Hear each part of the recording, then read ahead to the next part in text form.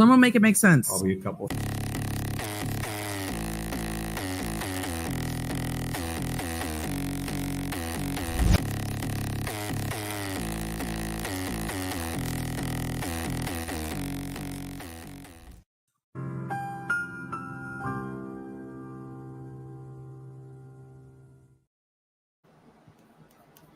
Hello, hello. Let's get our music going. Squirrel friends of the world. Here we go. How are y'all doing tonight or this morning, wherever you're at? Because we love squirrels all over the world here. So, okay, let me just make sure my settings. All right, coolio. Happy to see you guys, my friends. Hello, I'm echoing. Is that any better? Let me just double check. It reset my settings for whatever reason. Let me just make sure. Is that any better, Kitsmits? DSN, am I echoing still? Hello, my friends. Still echoing. Weird.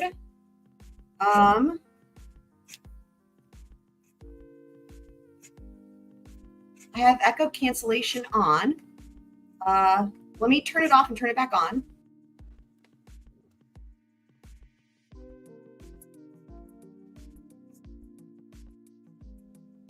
Is that any better?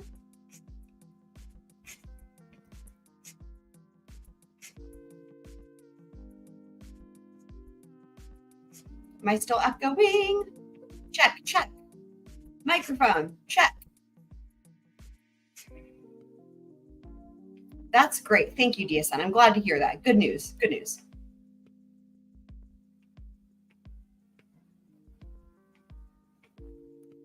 Double Chelsea. That's scary. Well, that is very weird. I don't know why you're hearing two me's. Does it help if I pause the music? I don't know why that would help, but let's try it and see. Is that any better? Oh, it's you. Okay. That's okay. We forgive you. Just kidding. Okay. Cool. Well, that's good news. Did y'all have a good weekend? What did you guys do? Anything super fun? Super crazy?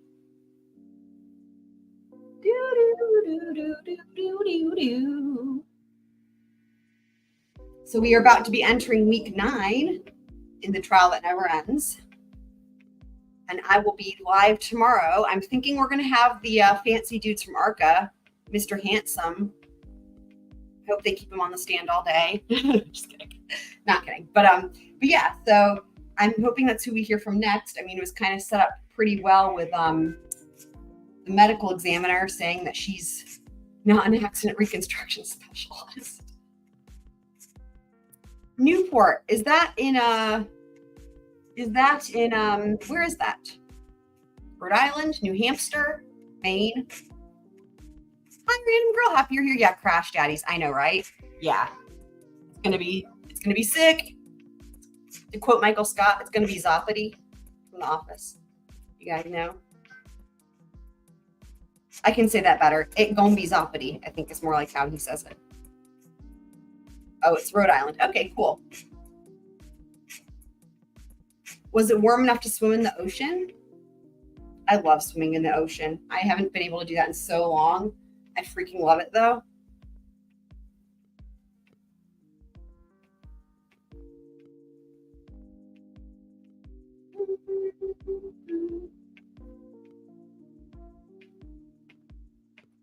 How many more days do y'all think the defense is going to have for their case in chief? Think they'll finish tomorrow? And by the way, Bev, I almost called her Aunt Bev. I don't know why I almost called her Aunt Bev. She didn't even give a schedule that I heard for the upcoming week at the end of the day last week. So at the end of the day on Friday. So I have no idea, like, if there's any half days or what. But yeah, do y'all think they'll rest tomorrow? Okay, yeah, that's a bummer. I mean, unless you don't like swimming in the ocean, in which case then it was fine. Right.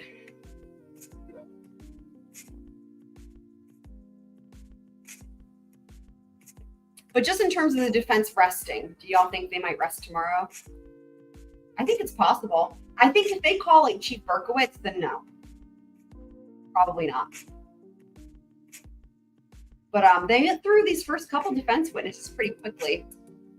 I hope that they keep the ARCA guys on for a long time, though, for many reasons.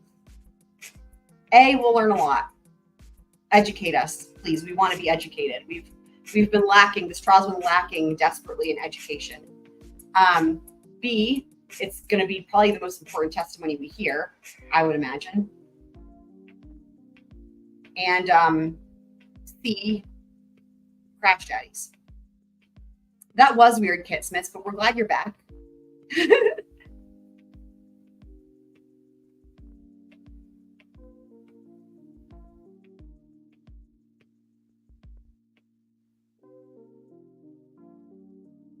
You know, by Emmy, you mean forensic pathologist, but yes, I know what you mean. You know, a lot of times they do bring those in, right? We've seen that in like every trial, but I don't know that they are. And here's why I say that. Because A, we haven't heard anything about it, and that they didn't name, when they were talking about the Commonwealth's motion where they named those expert witnesses, they didn't name another like forensic pathologist. But B, I would imagine that they might not, because the Commonwealth's ME, Dr. Scortibello, kind of was a good witness for them, right? Like, I don't know what more they could want other than it's undetermined. You know what I mean? So I don't know. That is very weird, Kit Smiths. I don't know how it was playing through Discord. That's insane. Yeah, I think that's probably accurate. 1 to 1.5 more days of defense. Yeah. What do you guys think about the defense, if they're going to be calling in a forensic pathologist or not? Yeah, I'm wondering if they would get anything different. You know what I mean? Like, I think that what they would hope is probably someone to say something like, yeah, this is completely impossible that it came from a car accident. But I would imagine that testimony is going to come from one of the ARCA dudes. Because one of them is more about like it seems like one of them is more about like the car aspect and the other is more about the person aspect. Oh, right. The Van A. Who was he again? Right. I think it's actually EE, because I remember thinking that was weird. I forgot about that in the Commonwealth motion. I think the last name was like that from the motion. I forgot about that person. Well, do y'all remember? Well, heck, I forgot what they did. Let me see if I can find out.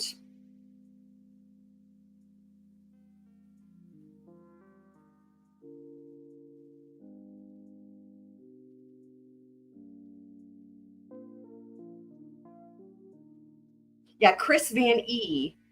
Okay, wow, it looks like he has a PhD in biomedical engineering from Duke University. Shout out to North Carolina. Interesting, because biomedical engineer. By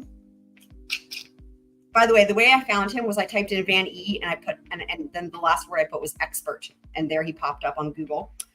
Hilarious. So yeah, impact biomechanics and accident reconstruction. Interesting. That is very interesting, because I wonder what he will offer that's different from the two fancy dudes from ARCA. So he's got a LinkedIn profile. I wonder if he also affiliated with ARCA, maybe. Let's see. Well, let me view his profile. Y'all, I'm pulling up his LinkedIn. And it's a very interesting last name, isn't it? Wow, he's like... Oh, he's in Michigan now, it looks like. I don't know that he's even affiliated with ARCA. Let me do another search.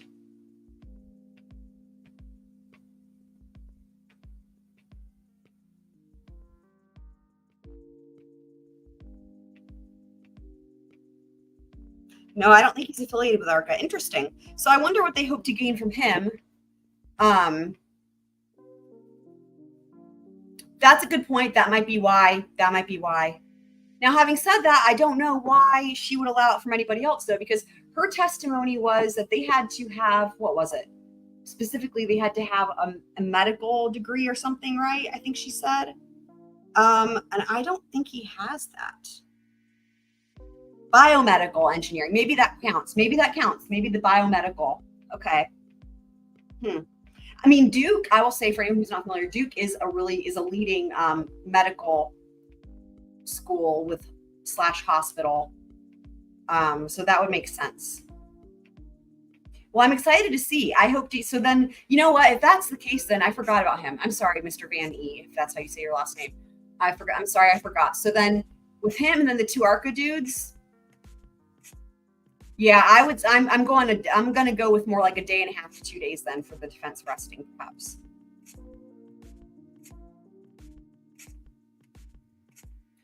Right? I know. And that's the other thing, right? Yeah. I agree. I think we were all thinking that.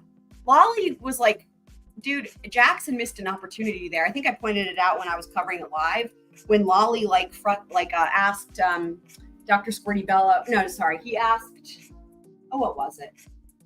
The dog lady, fucking hell. Dr. Oh my God.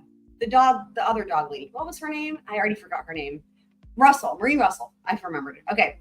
Dr. Marie Russell, he fucking was like so close to opening those doors, man. He asked about her opinion, and it had to do with something she wasn't supposed to testify on, like with in terms of like the injuries. And remember that ruling was like, even though she had all this experience with like the emergency room, Bev was like, she can't testify to anything like that, like only the dog stuff or whatever. And then Lally was like asking her a question that was about an injury, and then Jackson objected. I think out of just what's the right word? Like just out of habit, you know what I mean? And I'm sure he was like kicking himself after, because that was opening the door. That was Dr. Russell. Right. The head injury, I think she was not supposed to testify about, and then he asked a question along those lines, and then Jackson objected, and it was like, fuck, man. That would have been a poop moment, right? Do it to yourself. I remember saying that in the stream and saying, shout out to Radiohead. So yeah, so we'll see. We shall see. So tonight in store, we're going to finish up with Trooper Proctor on Cross. Actually, it's the vast majority of Cross we have for today. We just got into a little bit of it last time. And then we're going to hear all of Tully on direct. And I'm actually excited about that, because I don't know about you guys, but when Tully was testifying, my brain was still in a tailspin from Proctor, because they didn't even have a break in between those witnesses. They literally, shuffled Proctor off the stand and marched Tully in and went straight into it. And I was like, oh, fuck. So I think that I'm going to be happy to go over some of this again and be able to think about it more. Trooper Proctor. I mean, he did seem less like, it's too bad Fender's not here, because we both had that thing with Yuri where you're like, oh, he seems okay. He definitely seemed more like less of a douchebag than the other guys. You know what I mean? But we'll see, because we know that a lot of the fuckery he seemed to be in charge of based on the other testimony. So, shall we get into it? Let me pause our lovely music. Do. In case anyone hasn't seen it, we do have a new emoji in the Discord, and it happens to be this. It's the lolly bird emoji. So do feel free to use as much as you like. You know what? I should make the Putin emoji as well. Having said that, it's not the easiest thing, because there's like certain ways you have to try to get it the right size. That's what she said. So, all right, let's go ahead and jump right on in, shall we? Right. Sorry. Let me pause this. Sorry. Okay. DSN for the win. Hannibal Lecter could have taken the stand after Proctor, and we would say he seems okay. Bravo. All the points to you, DSN. Million points today. Okay, let me start this over so we can get the full effect with the house, because it takes me by surprise every time.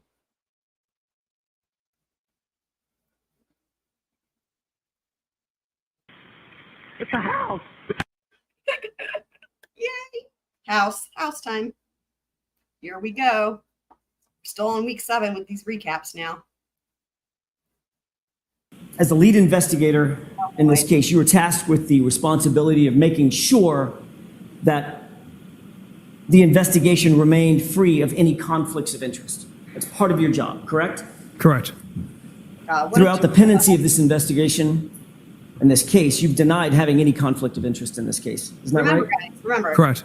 Just to remind you guys, you know, we have our tradition about complimenting the witness. Remember, you know how there's like no mention of a witness exclusionary rule in this case? We have our own witness exclusionary rule, which is that our tradition to this, it does not, there's an exclusionary rule that applies to this witness as per our tradition, which is we do not need to find anything to compliment him on.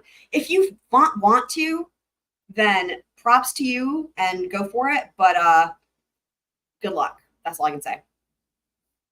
In fact, a couple of months ago in February of 2024, you testified in a different proceeding. Is that right? Yes. And you testified under oath in that proceeding on February 1st that you did not know. Hello to our new squirrel friend. Hello, Sandra. Shout out to you.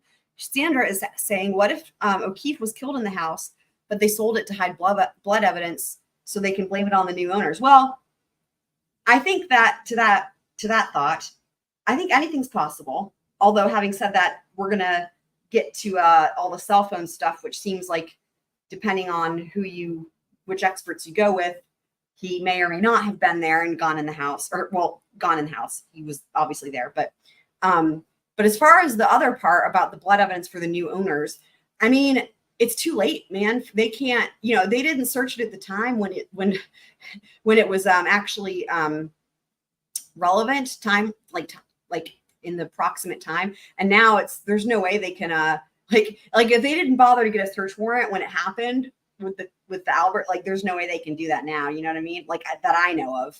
I don't think there's any way legally they could get permission to search that unless the owners were like, here, come on in, right? And like offered maybe. But yeah. Kid Smith says, I might try to find something to compliment just for the challenge of it. Excellent. I love it, right? She's up for a challenge. She also says, I don't think they could blame it on the new owner. Yeah. I think it's too far afield in the time. You know what I mean? They did replace the floor in the basement, and they also replaced the door, I believe. I mean, yeah, absolutely. I mean, it's entirely possible. I just think we'll never be able to find out from that way. I think the only way would be like if somebody cracks and like tells all, which, yeah, they also replaced it, which is, it's a little bit sus, right? They could argue that at closing, right? That's something they could do. So yeah. Also, right. Yeah. I mean, he doesn't look more terrible than maybe he would in any other color. I mean, but yes, I appreciate that attempt. Thank you. Oh my God. I hope someone's making that movie. What a great idea. 34 Fairview. What it would be, like a horror movie, a B movie, probably both. Also, Sandra, if you are interested, I'm going to go ahead and have Nightbot post the link to the Discord in the chat in case you want to join the squirrel fun for after the live streams end. We have a great time there. They did. Yeah. But that was such a long fucking time ago. I think that it would be a good idea to mention it again in closing, right? Because that was like years ago. So, can he though? Can he? I mean, I'm not saying you're wrong. Like, it's just, I mean, it was a good attempt. Yes, it was a good attempt. But, in terms of all the other guys, because there's so many of them that are also bald, I don't know, man. I think he might do the worst with it. Tully, I think, does better with it. Any members of the Albert family or McCabe family, correct? Certain members of the Albert family I did not know. I know Chris and Julie. The navy blue of his tie does not match his jacket. Did you guys notice that? That's not a compliment. It's the opposite. But just saying, like, those blues don't match, and they should match if you're going to go with two different navies. You need them to match.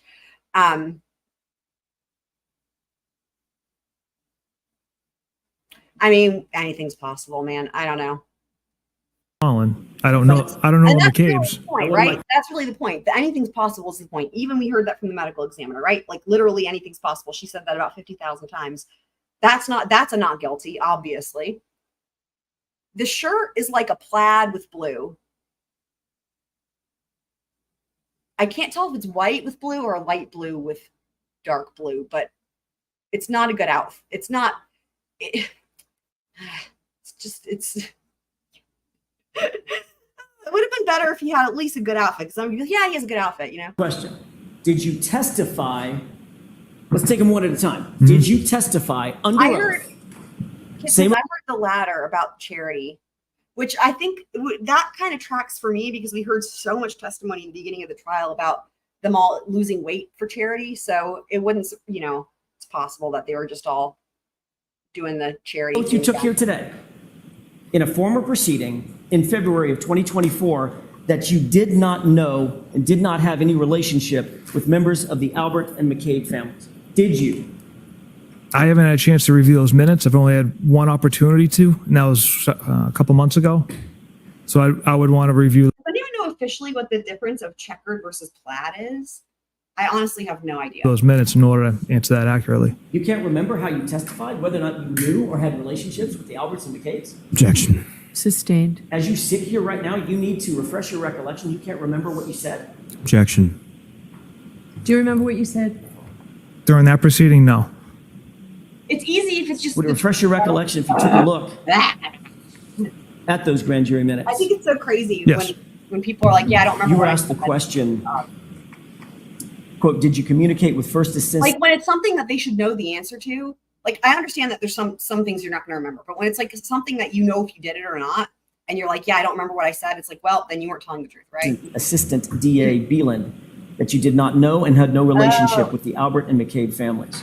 Thank you. And you Kip. answered, quote, to the best of my recollection, the same conversation took place with everyone I talked to We about learn this. a lot here. Because it's the same answer. It's the facts that I shared with everyone. Question, Oh, that's meaning my point. you I feel told First Assistant Beeland that you didn't know, didn't have a relationships with Objection, Your Honor. members of the Albert and McCabe families. Answer, correct. Yes, that's correct. So your question is whether he said this? Correct. Whether that's his testimony. Do you recall that? You already answered Yes. it. And that's your testimony that you, in fact, told members of the DA's office that you did not know and did not have a relationship with the Alberts or McCabes. Is that right? I did not know the McCabes. I don't know most of the Alberts, and I have Oh, this part's little to no good. relationship with Chris and Julie. So that's what I meant by that answer. Well, the question wasn't, did you know most of the Alberts? The question was, did you have a relationship with, or did you know the Alberts? And your answer was, no, No, I don't have a relationship with the Alberts. Oh my God. or know them. I don't know the McCabes. I don't have a relationship with the Alberts. This is messed up, y'all. So you do You know asked- the Alberts, correct? I know some of them, Julie and Chris. And Colin, correct? Correct, and Colin. And you knew the Alberts when you gave this testimony I in love how he leaves Colin out as if A, Jackson's gonna just forget to mention Colin. Like, and B, Colin's just like an afterthought, like, oh yeah, him too. February of 2024. Is that right? Yeah, they asked if there was any relationships. And let's try this again.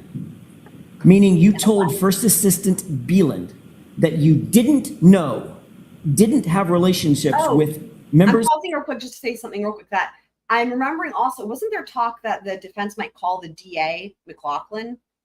I forget his first name, but that would be sick. I hope they do that. I really want to. Are you in regards to fucking hell, Lally, to the testimony? Let me rewind it and see. I know, right, Kitsmits? I could hear Jackson's brain going like, Jesus, fuck this guy. I know, right? Here, let me rewind it so we can answer DSN's question here. Just a smidgens. Okay. Correct? Correct, and Colin. And you knew the Alberts when you gave this testimony in February of is that what you're- 2024. Is that right? Is that what Yeah, you're they asked if there was any relationships. And let's try this again.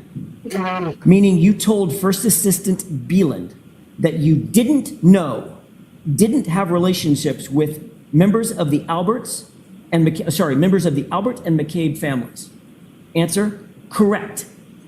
Was that ambiguous in your mind? The way I interpreted relationships was basically being like friends or, communications, frequent communications. That's how I interpreted Well, that might have relations. been a good time to pipe up and say, well, I know Pipe Chris up. and I know I love Julie it. and I know Colin, correct? Objection. Oh, Morris, Sustained. I'm sorry. That might I have didn't been a mean to good go off on time Morris. to Thank you. answer the question. I know these three Somebody said that. individuals from the Albert family, right? Objection. Sustained. But your answer was one word, correct, right? All the M's. Yes, You further testified that you never have gone to any supervisor at Massachusetts State Police to disclose even a potential conflict of interest in this case that you might have, correct? correct. And you indicated the needs never come up. Is that right? Correct. You also told ADA Lally that you, quote, did not have relationships or know members of the Albert or McCabe families, correct? Correct. And that's just not true, is it? You did know, you do know members of the Albert family. Isn't that right? It's different from having a relationship with people. But what about part of the question, Oh my God. What a mess. did not have relationships or know members of the Albert or McCabe families? How about that part of the question? Well, Yeah. that's lumped in with the McCabes. I don't know the McCabe family, sir. I see. So what you did, Trooper Proctor, is you Yeah. dissected the sentence, and where relationships are concerned, you ignored that in terms of the Alberts because you don't have relationships. Where no is concerned, you link that to the McCabes because you don't know the McCabes. That's what you did? No. Objection. So it's sustained. You can ask it. You can break it down, Mr. Jackson. Not sure I can. I'll ask it a different way. How about if I just ask it this way? That was a lie, wasn't it? No, absolutely not.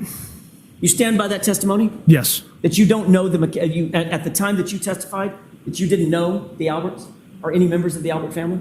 they don't have relationships with them. Okay. My question is, you keep going back to relationships. I'm asking you, did you testify that you didn't know them? Objection. I'll let him have it. Do you understand the question, Trooper? I knew Chris, Julie, and Colin. So if you were to say, I don't know any members of the Albert family, that would have been a lie, correct? Objection. Sustained. And then you personally interviewed Julie Albert and Chris Albert in this case on February 10th, 2022. Sergeant Buchanan and I did, yes. And you didn't mention a thing about your relationship with Julie Albert, Chris Albert, or Colin Albert in any report that you ever drafted in this case, did you? I did not. Not one word, correct? No, sir. You see the text from you, what's up? Yes. And what's Courtney Proctor's I know, right? response? Nothing. I just saw Julie, and she said, when this is all over, Oh my God, she wants to the get you a gift thank you gift. Gift part, guys. And I respond with, get Elizabeth one. Hang on just a second. Let's take them one at a time. You were asked about this on direct examination by Mr. Lally, right? Correct. And you looked at the jurors, paused, and said, I never asked for a gift.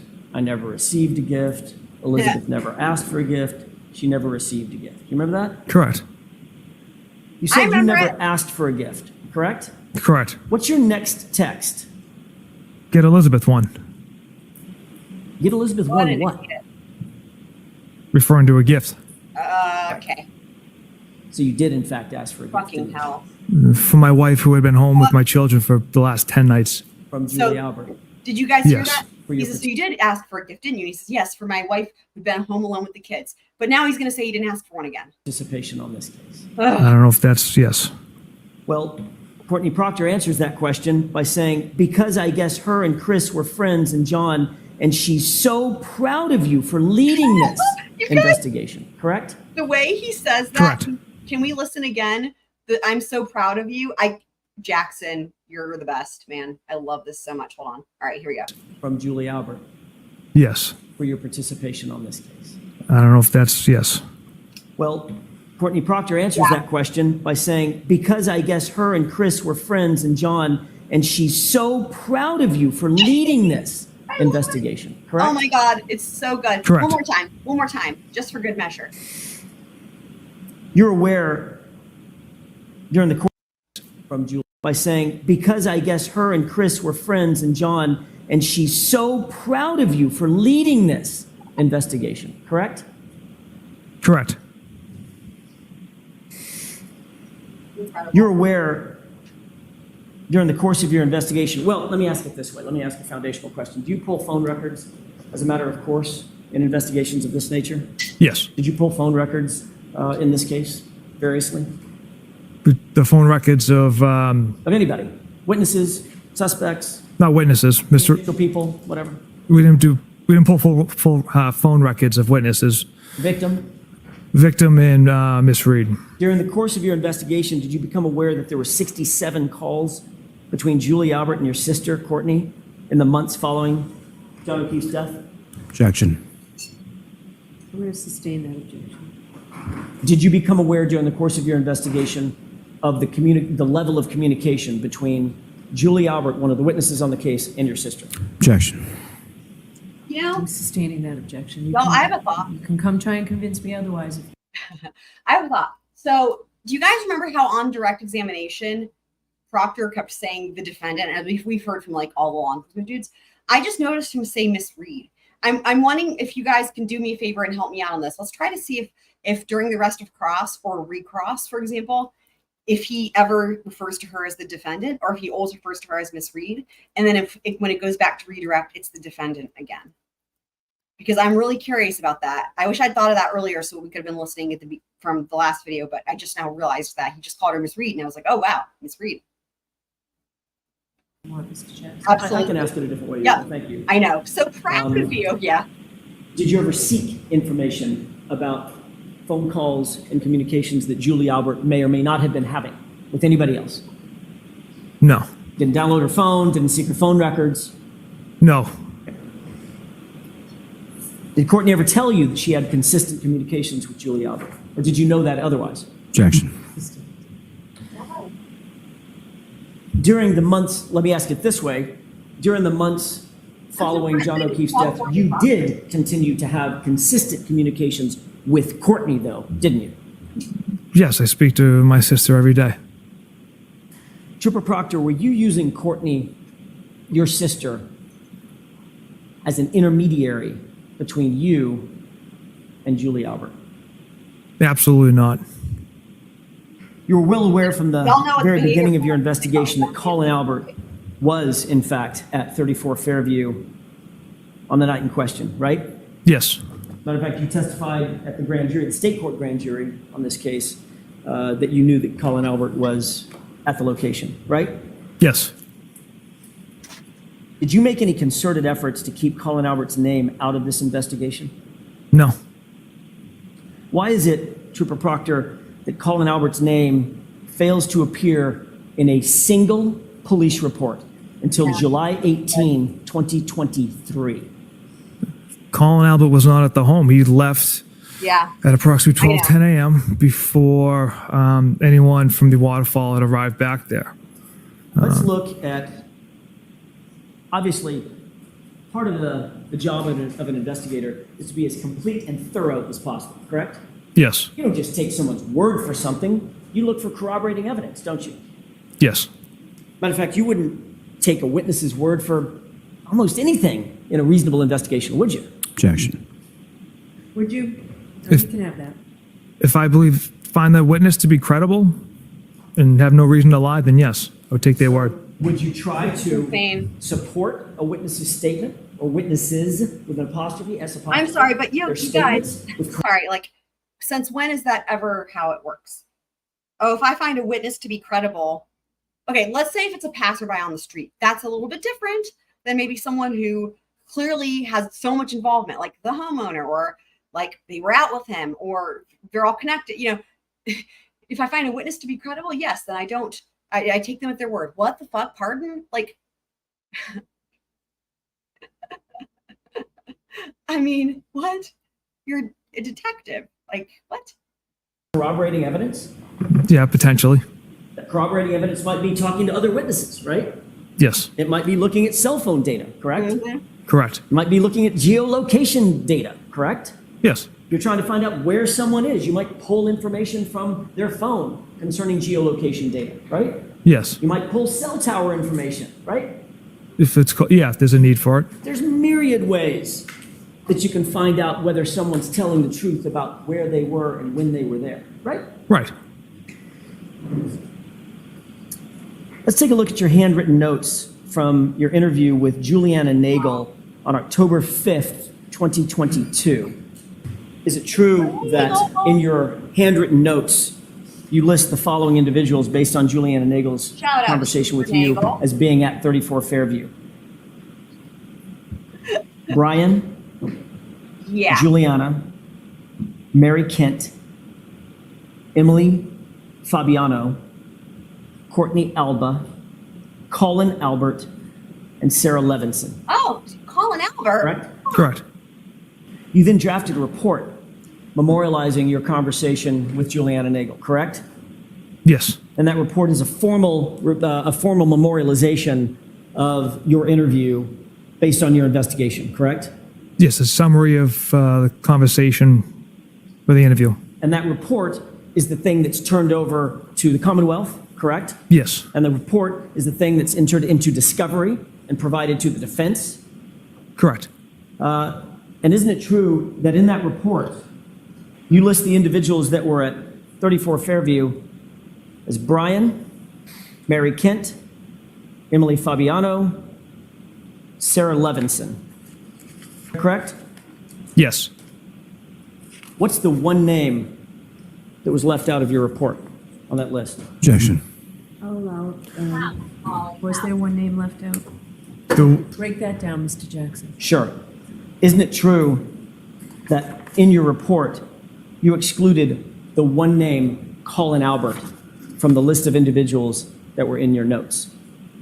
yes, because he arrived later in the evening. The other females were there from the start. At the time that you wrote your report, the formal report, this one, you did not believe that your handwritten notes were also going to be disclosed, did you? No, I knew that was a possibility. When you finally did get around to interviewing Colin Albert, you personally conducted that interview, did you not? Yes. Colin Along Albert with Trooper told you Zach to- Clark. One at a time. I'm sorry. Finish your answer, Trooper. Please go ahead. Yes, along with Trooper Zach Clark in my office. Colin Albert told you that he was picked up by Allie McCabe from his uncle's house at 12:10 a.m., correct? Correct. Allie McCabe also told you that she picked up Colin Albert at 34 Fairview at 12:10 a.m. and then dropped him off at his house, correct? Correct. And then she indicated that she went straight home after that, right? Yes. Did you conduct any further investigation to determine whether Colin Albert and Allie McCabe were actually telling the truth about that time? We did not. You just took them at their word, correct? Yes. Trooper Proctor, you realize you had a forensic image at the time. You had a forensic image of Jennifer McCabe's cell phone in your possession, right? Correct. You're also aware that she has a Life 360 app on her phone that tracks the location of Allie McCabe, correct? I was not aware the app tracked her daughter. I knew of the Life 360 app, but I wasn't aware of the capability of her tracking her daughter. Did you bother to look at Jennifer McCabe's Life 360 app to determine whether Colin Albert and Allie McCabe were telling the truth about the time that they supposedly left 34 Fairview? Objection. Did you do that or allow it? I did not. Are you still the case agent in charge of this case? Yes. Incredible. As the lead investigator and the case agent, you're aware it's also your responsibility Mind-boggling.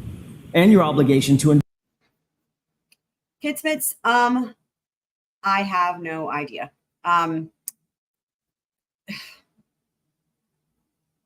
It's a mess. And then Allie McCabe, her testimony differed. Like, she said that she, what was it? She said that she picked him up, but she didn't say she dropped him off. So it's just investigate a mess. all potential individuals, right? All potential suspects. Yes. You're obligated to investigate anybody who would have a motive, a means, and an opportunity to commit the crime or the offense, correct? Correct. Motive includes anything from financial gain to could just be revenge, right? Yes. Could be a lover's quarrel, correct? A lover's Yes. quarrel. Or it could be someone who's interested in someone romantically. Correct? Could be an argument inside of a vehicle. Sorry, I didn't hear that. Could you, what I was didn't your hear him answer? either. So, or it could be an argument contained inside a vehicle as well. Ah, yeah, which is the conclusion you jumped to 17 hours into your investigation, right? Objection. Overruled. Is that right? It's something, evidence we have contained within cell phones reiterates that fact.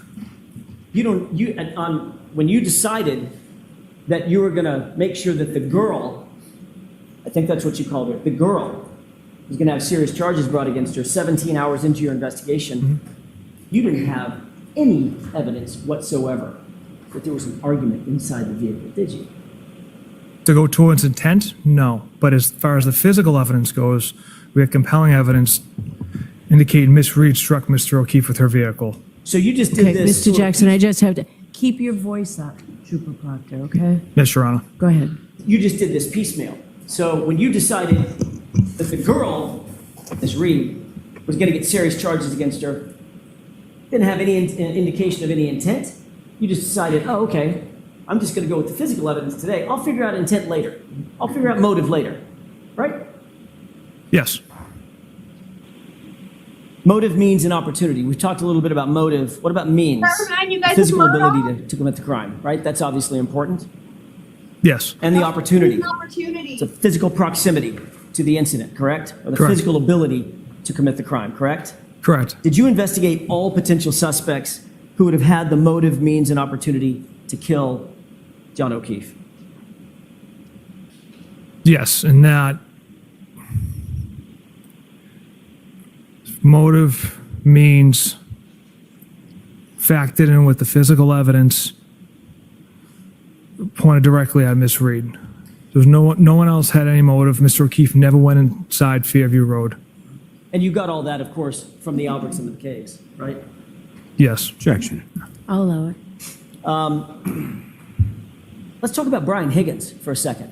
Yeah, what? You know that name? I do, sir. You personally interviewed Mr. Higgins, correct?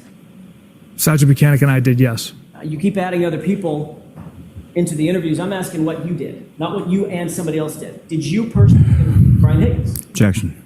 I'll allow it. Yes, I did. He's a fellow law enforcement officer, and you knew that, right? Yes. He was a colleague of yours, correct? He worked in a different agency, yes. You waited until February 10th to conduct a pre-scheduled interview with Mr. Higgins, didn't you? Yes. And you interviewed him in the presence of his attorney, correct? Correct. He told you that he was engaged in a flirtatious relationship with Miss Reed. He did. As a matter of fact, he told you that he was engaged in a flirtatious relationship with Miss Reed over text messages, but on at least one occasion that resulted in a kiss, correct? Yes. And then he also told you that he had taken the liberty to extract certain conversations from his own cell phone, right? Correct. And he brought you a hard copy of those text messages, right? He did. And you knew that those text messages were messages that he curated to give to you, right? Yes. He's the one that made the determination of what was important, what was not important to give to you, his interviewer, right? Objection. Was that your understanding, Trooper? It was my understanding Mr. Higgins was being very forthcoming by providing those messages. It's not uncommon for witnesses to take screenshots or send us emails or send us text messages. So he just had a different means of producing text messages. Well, you were actually asked that question in a different proceeding, under different questioning, and you were asked whether or not in your career as a law enforcement officer has any person or witness ever brought a self-extraction of text messages to an in-person interview, correct? Objection. I'll allow it. Correct. Most And your answer was, civil. was, Trooper Proctor, you had never experienced that in the history of your career, correct? Correct. So you became aware pretty early on that Mr. Higgins at least had a motive to want to visit harm on John O'Keefe, correct? Objection. I'll allow it. No, absolutely not. Well, you knew he had this flirtatious relationship with Karen Reed, is that right? Yes. You became aware that he ignored, you saw the text messages, you became aware that Karen Reed actually ignored text messages from Mr. Higgins while at the Waterfall Bar and Grill with John O'Keefe, correct? Objection. I'll allow it. Yes. And you're aware that at 12:20 a.m., Brian Higgins sent a text message to John O'Keefe coaxing him to 34 Fairview, correct? Objection. You're aware that at 2:20 a.m., Brian Higgins sent a text message to John O'Keefe prompting him to go to 34 Fairview, correct? Objection. I'll allow that one. Go ahead. I don't recall that text. Do you recall a text from Brian Higgins to John O'Keefe after they left Waterfall? Where are you at? I don't recall that one either. How convenient. You also recognized that Brian Higgins certainly had the means to commit the crime, correct? No, I don't. He's a big guy. Certainly had the physical ability to get into a physical altercation with John O'Keefe, correct? Objection. I'll allow that. Just because he's a big guy doesn't have the means or the motive to hurt Mr. O'Keefe. I wouldn't ask They you were about friends. I wasn't asking about motive. I'm asking about means. Could he do it? Could he throw a punch? Knock a guy down, knock a guy out? I can't speak to his fighting ability, sir. Well, you've met him, right? That one interview, yes. Yeah, he's huge.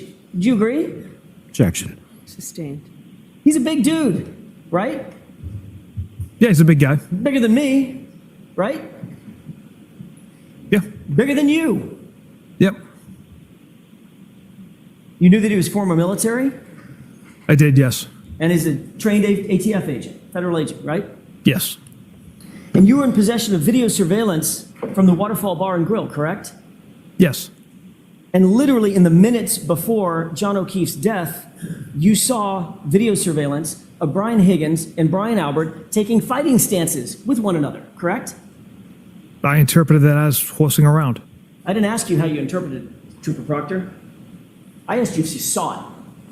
Objection. Sustained. Did you see it or not? I did. And what you saw was these guys taking fighting stances, correct? Objection. Is that what you saw? Playful fighting stances. But you waited until February 10th to interview him, correct? Yes. And you decided not to image his phone. Is that right? Correct. You didn't ask for consent to search his phone or to take his phone, correct? No. You didn't seek a search warrant to get his phone. Is that right? No, sir. Did you know that on January 29th at 2:22 a.m., there was a call between him and Brian Albert that morning? I was not aware of that. Might have been important to your investigation, don't you think? Objection. I'll allow it. Depends what I don't know what the call was I'm about. sorry, finish that. Depends. I don't know what the call was about. I don't know if they actually connected and communicated what the length of the call was, so Right. And you never asked, did you? I was unaware that call took place. And you were unaware that that call took place because you didn't get his Teach you in phone, kindergarten. If you don't ask, you'll never know. right? Typically, we don't get witnesses' phones, sir. You were unaware of that call at that time because you didn't seek his phone, correct? Objection. Overruled. Correct. Right. The medical examiner notified you on April 28th, 2022, that the manner of death, in her words, could not be determined. Is that right? Yes. She would not rule, at least in terms of the manner of death, would not rule this a homicide. Is that right? That's correct. And you agree that that's obviously a pretty significant finding. Objection. I'll allow it.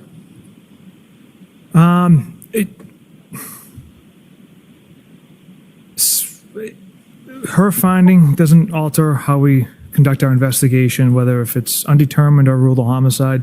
We're still going to continue to investigate one way, regardless of her determination. You obviously were not pleased with that You were not pleased with that determination, right? It didn't matter one way or the other because, like I said, we continue on with the investigation. On April 28th, that same day, you received a text message from Trooper DeChico, correct? Yes. Do you see a text message received from Trooper DeChico with a photograph of the autopsy report. Yes. And that autopsy report indicates undetermined. Is that right? For manner, yes.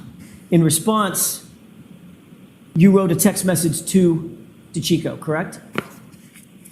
I did. What was your response? Of course, it's undetermined. And then what else did you write? She was a whack job. Of course, it's undetermined. She was a whack job, right? Those are your two responses, correct? Yes. You were talking about Dr. Scorti Bello, the female medical examiner who came to the determination that this was undetermined in terms of the manner of death, correct? I'm not sure who I'm referencing as far as she was a whack job, but the of course it's undetermined is a sarcastic response from me.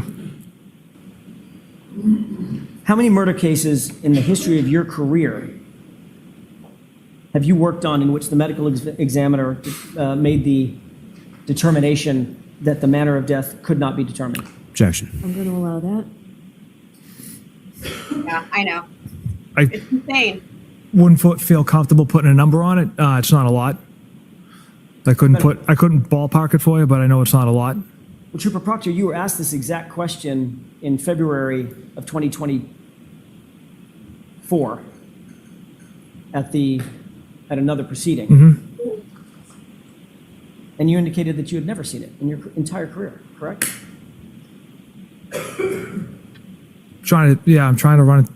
Well, you were asked the question, so first, what do you mean by, of course it's undetermined?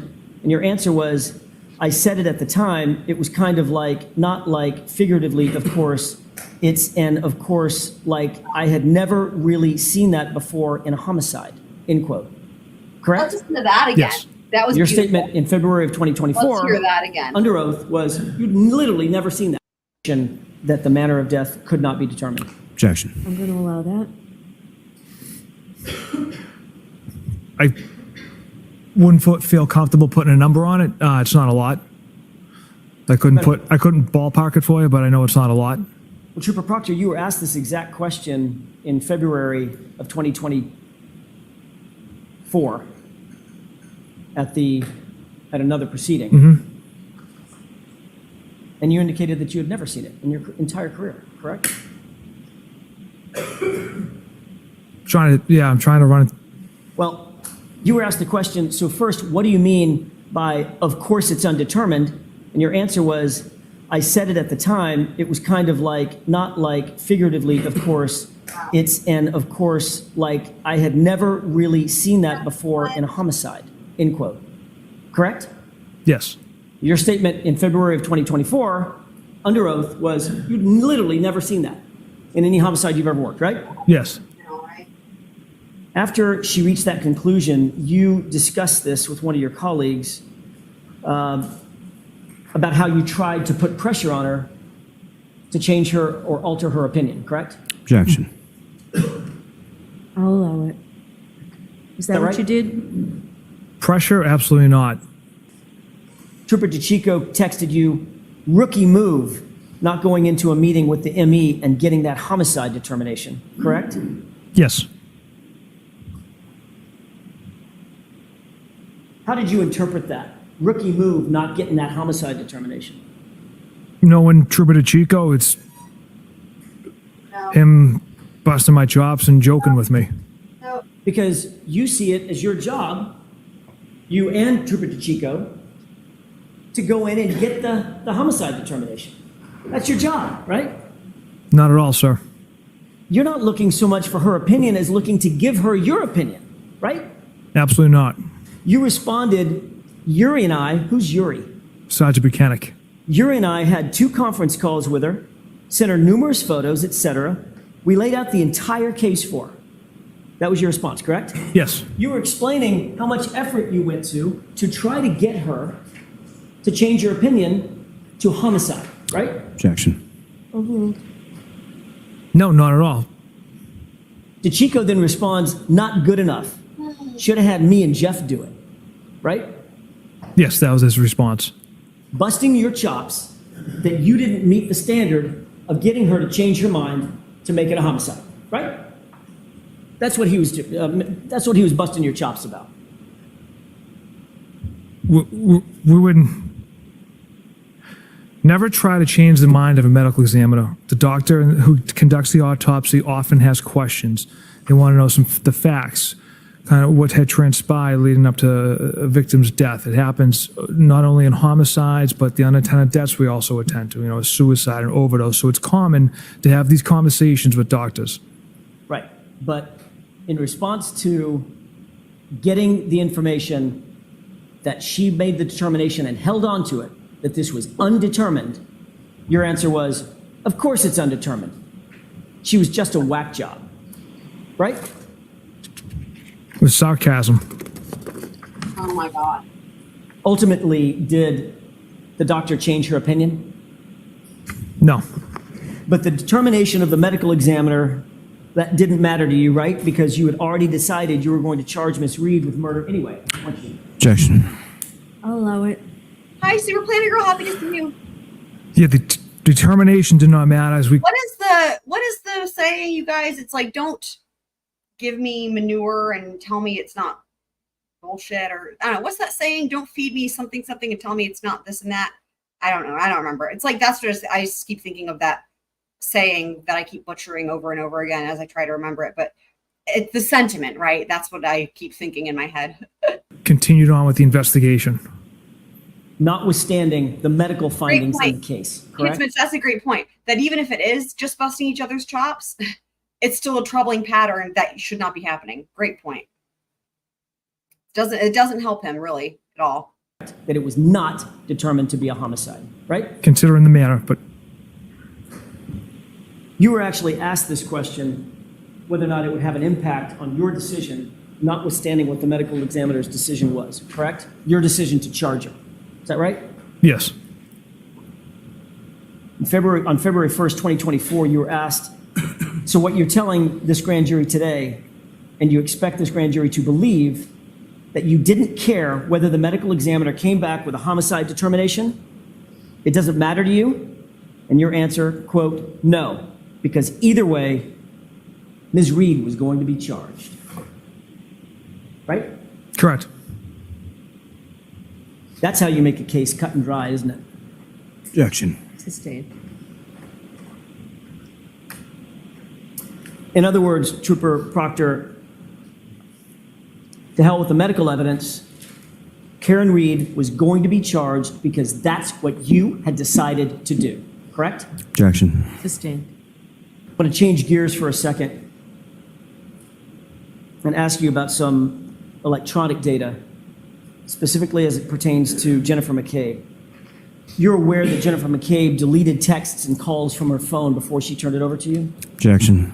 I'll allow that. Are you aware of that? I'm not aware of that. Are you aware that there were texts and calls missing from her phone before having that phone turned over to you? I'm not aware of that. Did you look at the extraction report, the Celebrite extraction report from her phone? I have, yes. And you didn't see the columns marked deleted, deleted, deleted, deleted? No, not that area, no. No, I'm sorry, I didn't hear you. Not that area, Not that area, meaning? no. What does that mean? I don't know what you mean by not that area. I went through the Celebrite report, but clearly I didn't review that tab. So as you sit here, you're unaware of whether or not multiple texts and multiple phone calls were deleted from her phone that you have in your possession? Objection. I'll allow it. Yeah, I'm not aware right now, sir. As the case agent, as the case officer, do you believe it might be important to find out whether or not that phone appeared to have been manipulated or altered in some way before it was turned over? Wouldn't that be something that you would normally do? That'd be important. But you didn't do it with Jim McCabe's phone. I didn't personally handle that, no. Did you ever seize Nicole Albert's phone? No, Did you ever seize Brian Albert's phone? no, Colin Albert's? no, Chris Albert's? no, Julie Albert's? no. You were well aware that Canton PD was supposed to be, we talked about this at some length, conflicted off the case as of January 29th, 2022, right? Correct. And you even put it in that text message, nah, Cat, it's total opposite. They have to recuse themselves, BPD. Same with Canton, right? Yes. Those are your words on January 29th, right? Yes. And you knew that one of the reasons for Canton PD to recuse itself is because of the relationship between the Alberts and one of the detectives on Canton PD, Kevin Albert, right? Correct. You knew that Kevin Albert was the primary source of the conflict, correct? Yes. And you knew that he, above everybody else, should be completely removed from any contact with the investigation or the investigators, right? Correct. Yet when you wanted to coordinate witnesses for interviews in this case, who'd you turn to? I had texted Kevin Albert to see if he could secure a conference room for us to conduct interviews at the station. The same Kevin Albert to help coordinate these witness interviews, who's the brother of Brian Albert, right? Yes. Can you see that on January 30th, 2022, at about 11:55 a.m., Kevin Albert Yeah, there texts you you go. on your personal cell phone, There you go. Paul That's one. G is reviewing the reports now. Steve Seraph is here if you need to interview him, and we can call Stephen Mullaney in as well, end quote. You see that? Yes. Who's Paul G? Lieutenant Paul Gallagher. So Kevin Albert, a Canton PD officer, and an Albert is texting you about Paul Gallagher, another Canton officer, Y'all, I love it about when they get interviewing into Steve Kevin. Seraph, another Canton officer, and Steve Mullaney, a second Canton officer, correct? Correct. What investigation was Kevin Albert referring to in the text? Oh, boy. I wonder. The death of John O'Keefe. This investigation. Correct. Did you tell Kevin Albert it's completely inappropriate for him to be involved in this case at all? I did not. Did you tell him he shouldn't be having any contact with any of the witnesses, and he shouldn't even be having contact with you? Did you tell him that? I did not. What you did write back was, quote, okay, you and I are coming in at 1 to interview a firefighter, Katie, correct? That's right. So not only did you tell him that you were engaged in the process Karen of Carroll's great today. obtaining interviews, you told him the name of the interviewee, right? Yes. And you were going to do it at Canton PD, correct? Correct. So you're sharing information about the identity of witnesses that you intend to interview with Brian Albert's brother, right? Yes. Then you asked Kevin Albert to actually contact the witnesses in order to schedule their interviews, didn't you? Yeah, I believe it was Officer Mullaney and Seraph. So you were leaving it up to Kevin Albert to contact and coordinate with the witnesses that you intended to interview at Canton PD, correct? Objection. I'll allow it. Correct. You then answered any time in the ballpark. I'm sorry, yes, you answered any time in the ballpark, then you went on and said from 1:30 on, correct? Yes. Kevin Albert then says, okay, sounds good. And then he responds, if you want to interview witnesses in the recorded room here, you're more than welcome. You see that? I love do. the way Alan says that as He was well. referring to an interview room or an interrogation room where there's surreptitious recording devices, correct? Yes. That's to help facilitate memorializing interviews that police officers want to take with any witness in a crime, right? Correct. That would mean that if you used a recorded room, those recordings would be in the hands of which agency? That's why we did not use that recorded room. But he offered, didn't he? He offered, we did not use it. Did you see that as a problem? That he offered? Yeah. No, I don't, sir. You see that as a problem because he might, I don't know, take some of those interviews and forward them to his brother? Objection. Sustain, you can ask it differently, Mr. Jackson. Were you concerned that Kevin Albert was offering to utilize Canton's recording programs facility in order to get access to what the witnesses were saying so that he could then forward that or tell his brother? No, Never crossed your mind. never. Well, if it never crossed your mind, why didn't you go ahead and use the recording room? Typically, don't record our interviews. That's not what you said a second ago. You said the reason we didn't use the recording room is because of the obvious possibility that Kevin Albert and Canton PD could have access to the recordings. Objection. Sustained. Didn't you say that's why we didn't use it? That No, was your answer, right? no, What did you say? that we didn't use it. You, Right. When I said, if you made a recording, it would be in the hands of which agency? Obviously Canton PD. And your answer was, that's why we didn't use the recorded room, right? no, I don't recall saying that's why we didn't use the room. You just said it, Trooper Proctor. I mean, it's been 10 minutes.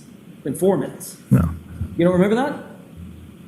not specifically stated like that. All right, let me ask a different way. If you weren't concerned that the interviews could be compromised by Canton PD and Kevin Albert, why didn't you just use the room? It was offered up. Again, typically we don't record interviews. With a cooperating witness, we just sit down with them, take notes. If it's someone we deem necessary to actually have a recording of, then we'll pursue that option. Trooper Proctor, after you knew that Canton Police Department was conflicted off the case, you continued to have a very close relationship with yet another Albert, Kevin Albert, correct? We worked on a cold case together. So you did have a close personal and professional relationship with Kevin Albert, didn't you? I'd say it was a professional relationship. Only a professional relationship? Oh boy. Him and I were members at a gym together, yeah. and we worked a cold case together for several months, Drinking, socializing, maybe? once in a while. Right.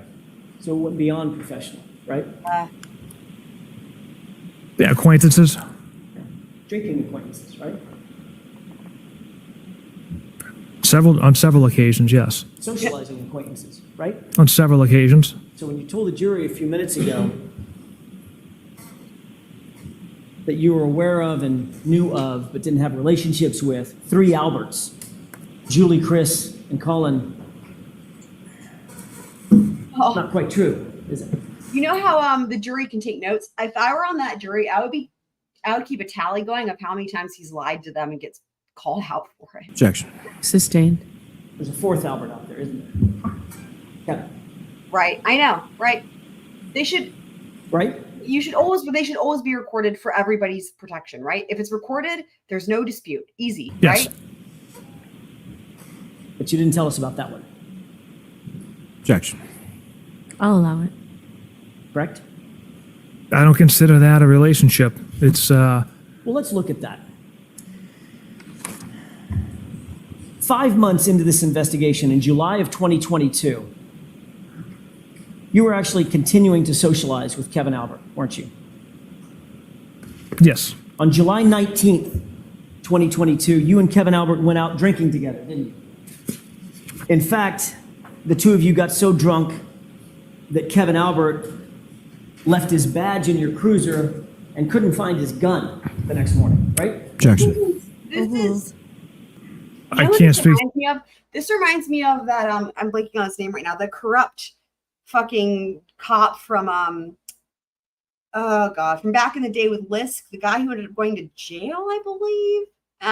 And like is like a convicted pedophile, and like just recently even got caught like trying to like buy sex from somebody. All the bad things. I forget his name. But one of the stories about him was very similar. He was drunk and like left his badge and gun in some random car or he left it like in his cop car and let someone drive it. A very, very similar. I'd never heard anything like that in my life, and now it's like hearing that someone else has done this is kind of insane. To any level of I have not seen Uncivil's recap, intoxication, but I don't recall either of us being intoxicated. Got it. Yeah, So, let's just prove that Is it wrong. true that Another at lie, on another tick on the 7/20, box. July 20th, Lally. 2022, the day after, at 8:39 in the morning, you texted Kevin Albert, quote, "Found your badge in my cruiser this morning," end quote, correct? Yes. Then you texted him, I can leave it in my locker at the gym, drop it off at your station, or leave it in my mailbox, correct? Correct. Kevin Albert responds, my mailbox. Did I take my gun? Incredible. And then included a wince face emoji, correct? Correct. The wince face So the fact of the emoji matter is- makes it there. You two got so drunk that he couldn't find his badge and had to ask you the next morning where his gun was, right?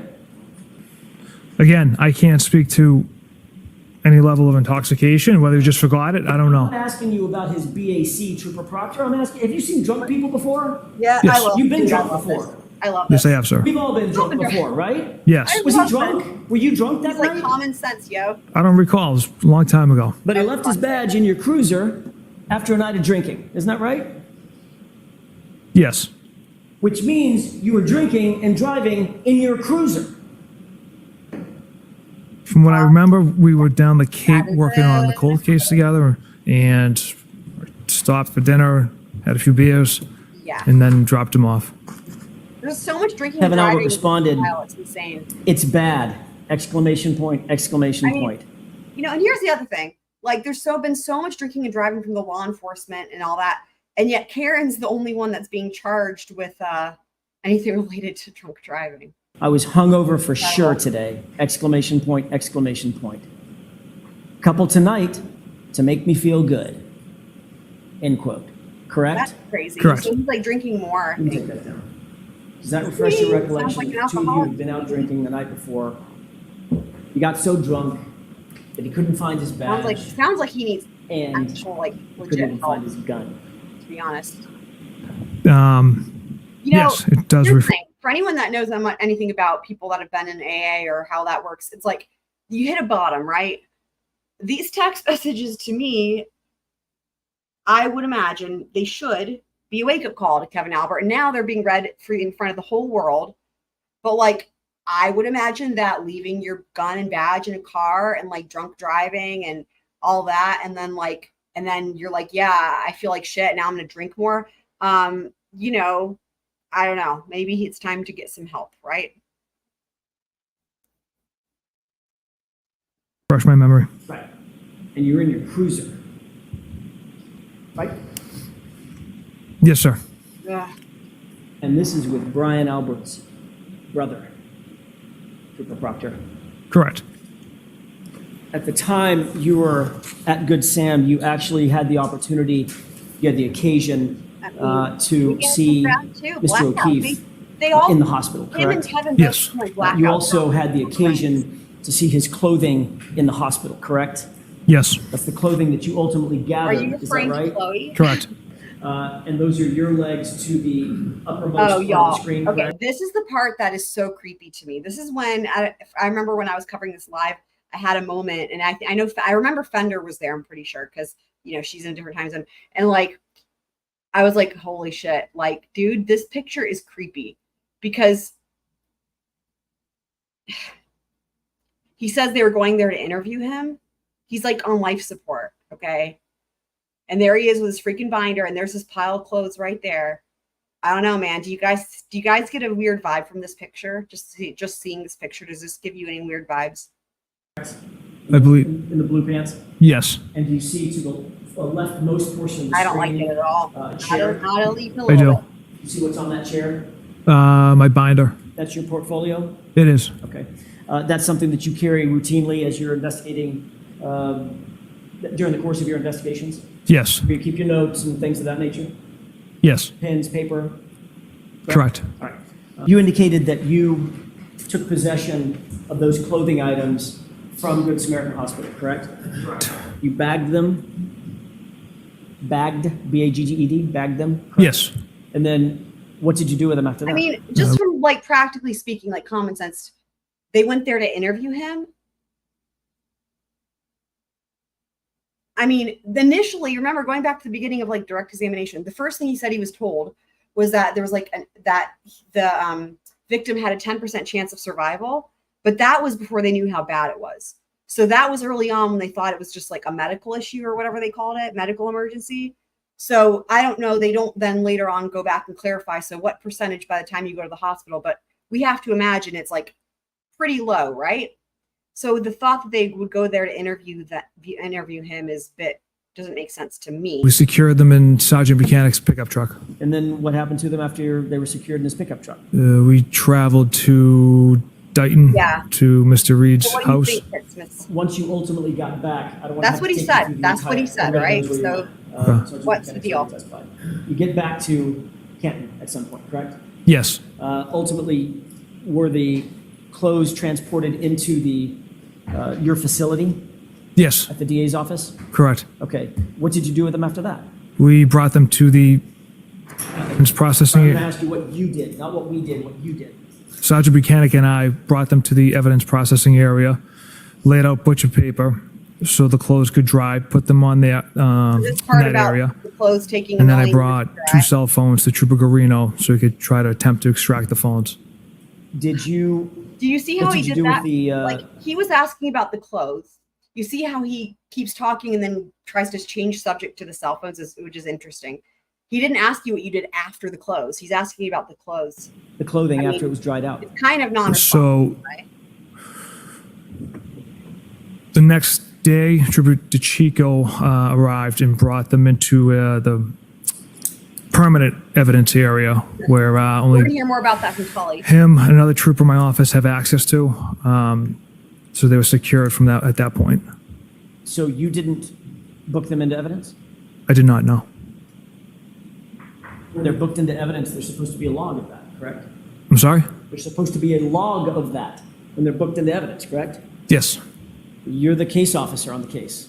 One of your responsibilities is to make sure that chain of custody is maintained There throughout is the no chain of entirety of the custody. investigation, all the way up to a courtroom, Well, it correct? doesn't exist. Yes. Where's the log of those items being booked into evidence? It's a mess. There was a chain of custody from when they entered the DA's office, and then when Trooper DeChico created a label for them, but also put them in a secure facility. Can you show me where that is? Can you get- I'm not the evidence office. I don't have that. I see. So you didn't bring a log with you of any sort concerning the chain of custody of these items, correct? No.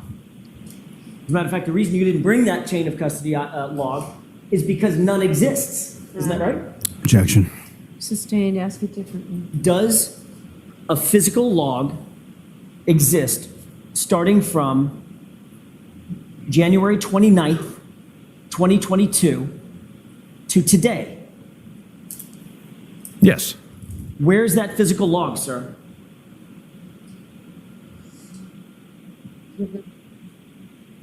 Who? That's the long answer. I'm not an evidence officer, so I don't know how that. Yeah. So I don't know how that's generated. Right. So as the case officer, you have no idea where an evidence log is. He knows that it doesn't has exist. something as insignificant as, I don't know, the victim's clothing. Objection. Sustained. Fucking hell, dude. It's The fact great. of the matter is, the evidence log attendant objection to here this was case snarky. regarding those clothing items starts on March 14th when they were taken to the crime lab, correct? That's when the clothing was transported to the lab. And that's the only log we have of what happened to those clothes between January 29th and today. Objection. How? Lally, what the fuck, man? Do you know that? I don't. I'm not off the top of my head, ma'am. I mean, I I want to talk guess for a second about the searches. I guess Lally was hoping to like go for asked and answered there, but he had not asked that specific question. So that's, I would imagine, why it was overruled. in Brian Albert's front lawn that took place on and after January 29th, 2022. As the case officer, Trooper Proctor, you also It took still control blows my mind. Oh, of the God. tail. Sorry. It still blows my mind that he is still the case officer on this case. Still. I'll never just, I mean, I can't wrap my head around Light it. pieces that were ultimately claimed to have been found at that location, correct? Not in all searches. Which of the pieces that were found were you responsible for taking control over? The 8th, 11th, and 18th. So who had control over the items that were found before the 8th? You said the 8th, 11th, and 18th, right? Those are items that I had found on those days and that I had processed and essentially bagged and tagged them and handed them over to our evidence officer. There was multiple days that troopers were out there looking for more evidence. So there would be a log of that too, right? Again, how the system works as far as the evidence comes in, I can't speak to that. So you have no idea what the chain of custody of any of these items are, the clothing or the taillight material, from January 29th until March 14th, when the evidence log starts. Is that what you're saying? Objection. I'll allow it. There is a log. I mean, it's in our system where labels are created, and it generates the time and date that a label is created, and then it shows that it's at our office in a secured facility, and then it was brought to the lab on the 14th. What happens if the label is created and it says something like, I don't know, February 4th? What happens to the items before February 4th? They were stored in a secured facility, a secured room. Referencing what we heard from Where's the log? right. Objection. Sustained. Is there a log of that? Not to my knowledge. So you were lying again. You Another were responsible for seizing Miss Reed's car, tally for correct? lying to the jury. Yes. And you originally claimed that that seizure took place at 5:30 Oh, p.m. Is that right? Correct. You signed numerous affidavits under oath, claiming that you did not seize Miss Reed's vehicle until 5:30 p.m. on January 29, 2022, right? Correct. At the time that you seized Miss Reed's vehicle, you were unaware that there was alarm.com surveillance footage of the area from which the car was seized, correct? Correct. The fact of the matter is, that was false. The car was not seized at 5:30, was it? 4:16 p.m. Right. An hour and change, an hour and 18 minutes, hour and 20 minutes earlier. Is that right? Yes. Did you ever seek to change or amend the error, the false statement about the time So or seized in any of those documents that you filed under oath? when I incorrectly transcribed the times, it was on the first. Here's the thing. How he is there's he hasn't done anything right. I mean, it's like the list is so exhaustively long with him. Even to something like this, it's like insane, right? It's like I don't know how you fuck that up on accident to begin with when it's over an hour off, like an hour and 18 minutes, I think he said. But then to realize you fucked it up and then to not fix it and to keep using the wrong time on the rest of the documents, it's like, at least if you fuck that up, but you're like, oh, I fucked it up after the first document, let me fix it. That's not going to look nearly as bad. It's like it knows no end, right? Even if it was just an error, just fix it. It's just even more sus that you didn't, right? Affidavit I had written. Ugh. And then as I continue to write other search warrants, I use that as a Didn't do template. anything right. So I never caught it on the first one, and that's the reason those times are off See? on the other affidavits I had wrote. Same. So the first one was false, and then every single one after that was false too. There was just an incorrect Well, that's a really important transcription of time. Thing. A really important thing. Oh my god. Transcription of the time. We Yes. Call that, I don't know. Here's the other thing. Shouldn't someone else have caught that also? There's all these different detectives working this case. There were a lot of people involved with getting the car to the Lally port, including the dude from Dighton. This is insane. Scribner's error? Objection. Ask it differently. Sure. I mean, it's beyond integrity, Super Planner Girl, because it's in affidavits. That's a legal document saying that the information, like the affiant has to sign it. Like I'm saying that like the above information is true and accurate. Like technically and legally, he could have been and should have been held liable for that information being false. And apparently it was in like not just one affidavit, but multiple. It's just. Was it a typo? Yes. It was a typo. So you got the 4 wrong, you got the 1 wrong, and you got the 6 wrong. And those turned into 5 and 3 and 0. I mean, let's take an example, okay? Take Brian Koberger, all right? Take Brian Koberger. We know all about that PCA, right? With Brett Payne, because he was testifying at that hearing.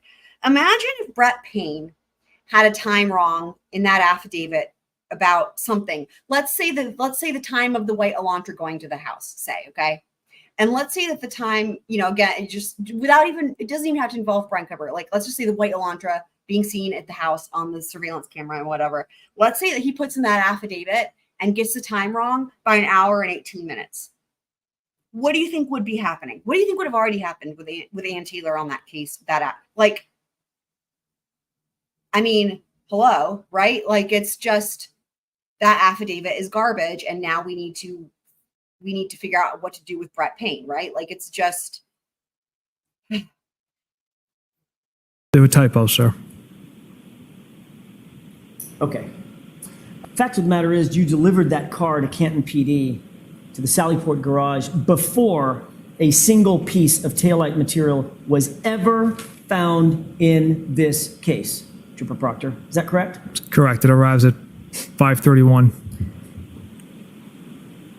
And you also towed it to the Canton Police Department because Exactly. that was Yes. conveniently Correct. close to the location at 34 Fairview, to the crime scene, right? I think she would have had that thrown out before they even formally bring the charges. I mean, it's just goodbye, That was not my decision.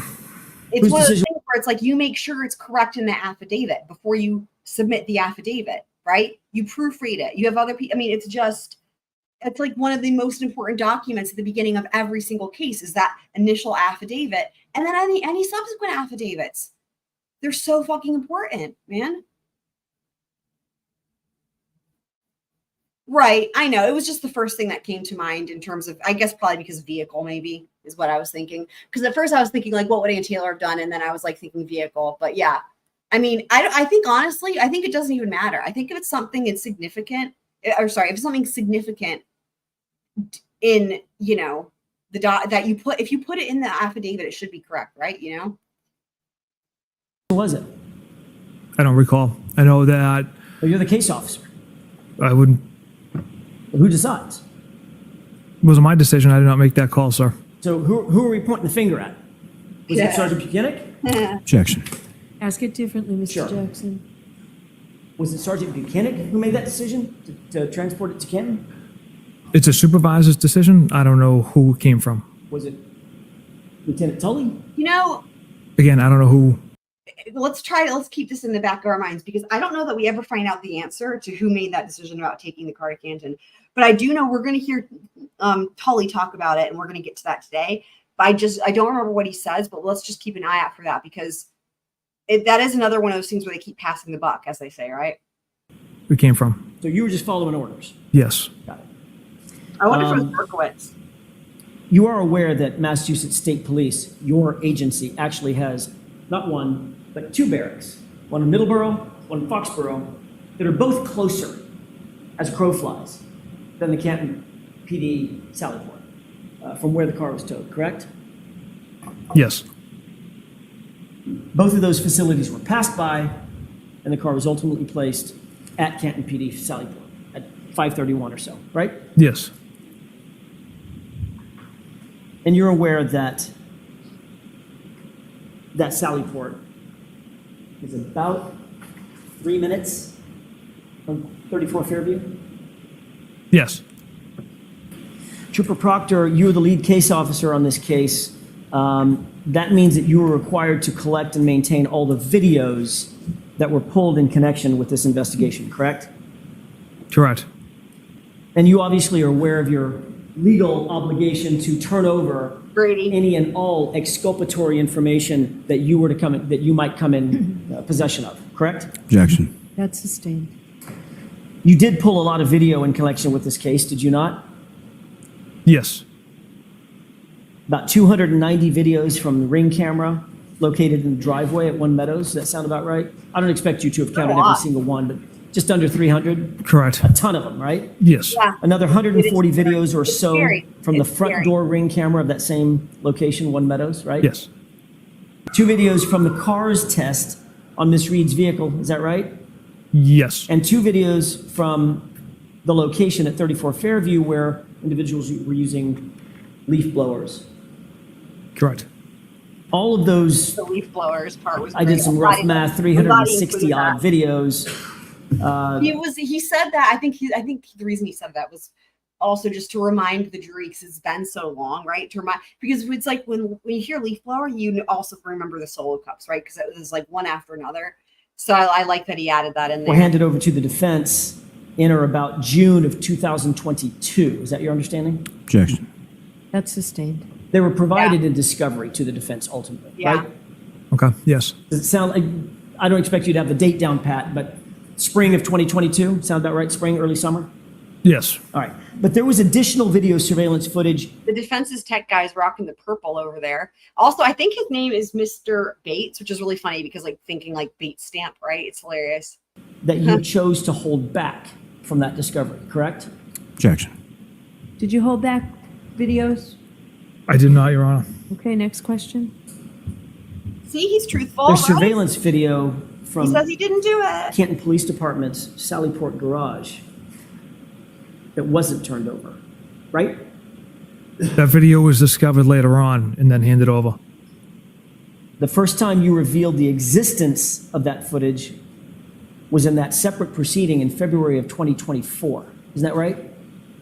Yes, You were questioned about it Very and you knew you were specific under oath about at the what time, that's- correct? correct. And that's when you disclosed, yes, there is Sallyport footage and I've seen it. The video I was referencing was the exterior No. Sallyport camera where you can't make out anything. Well, let's talk about that for a second. The exterior, you said, exterior, outside, Correct. meaning the one of the driveway. Right. And you say you can't make anything out in that. There's two different ones. There's the main driveway camera and then there's this exterior Sallyport camera. You were asked about this set of videos at that other hearing, right?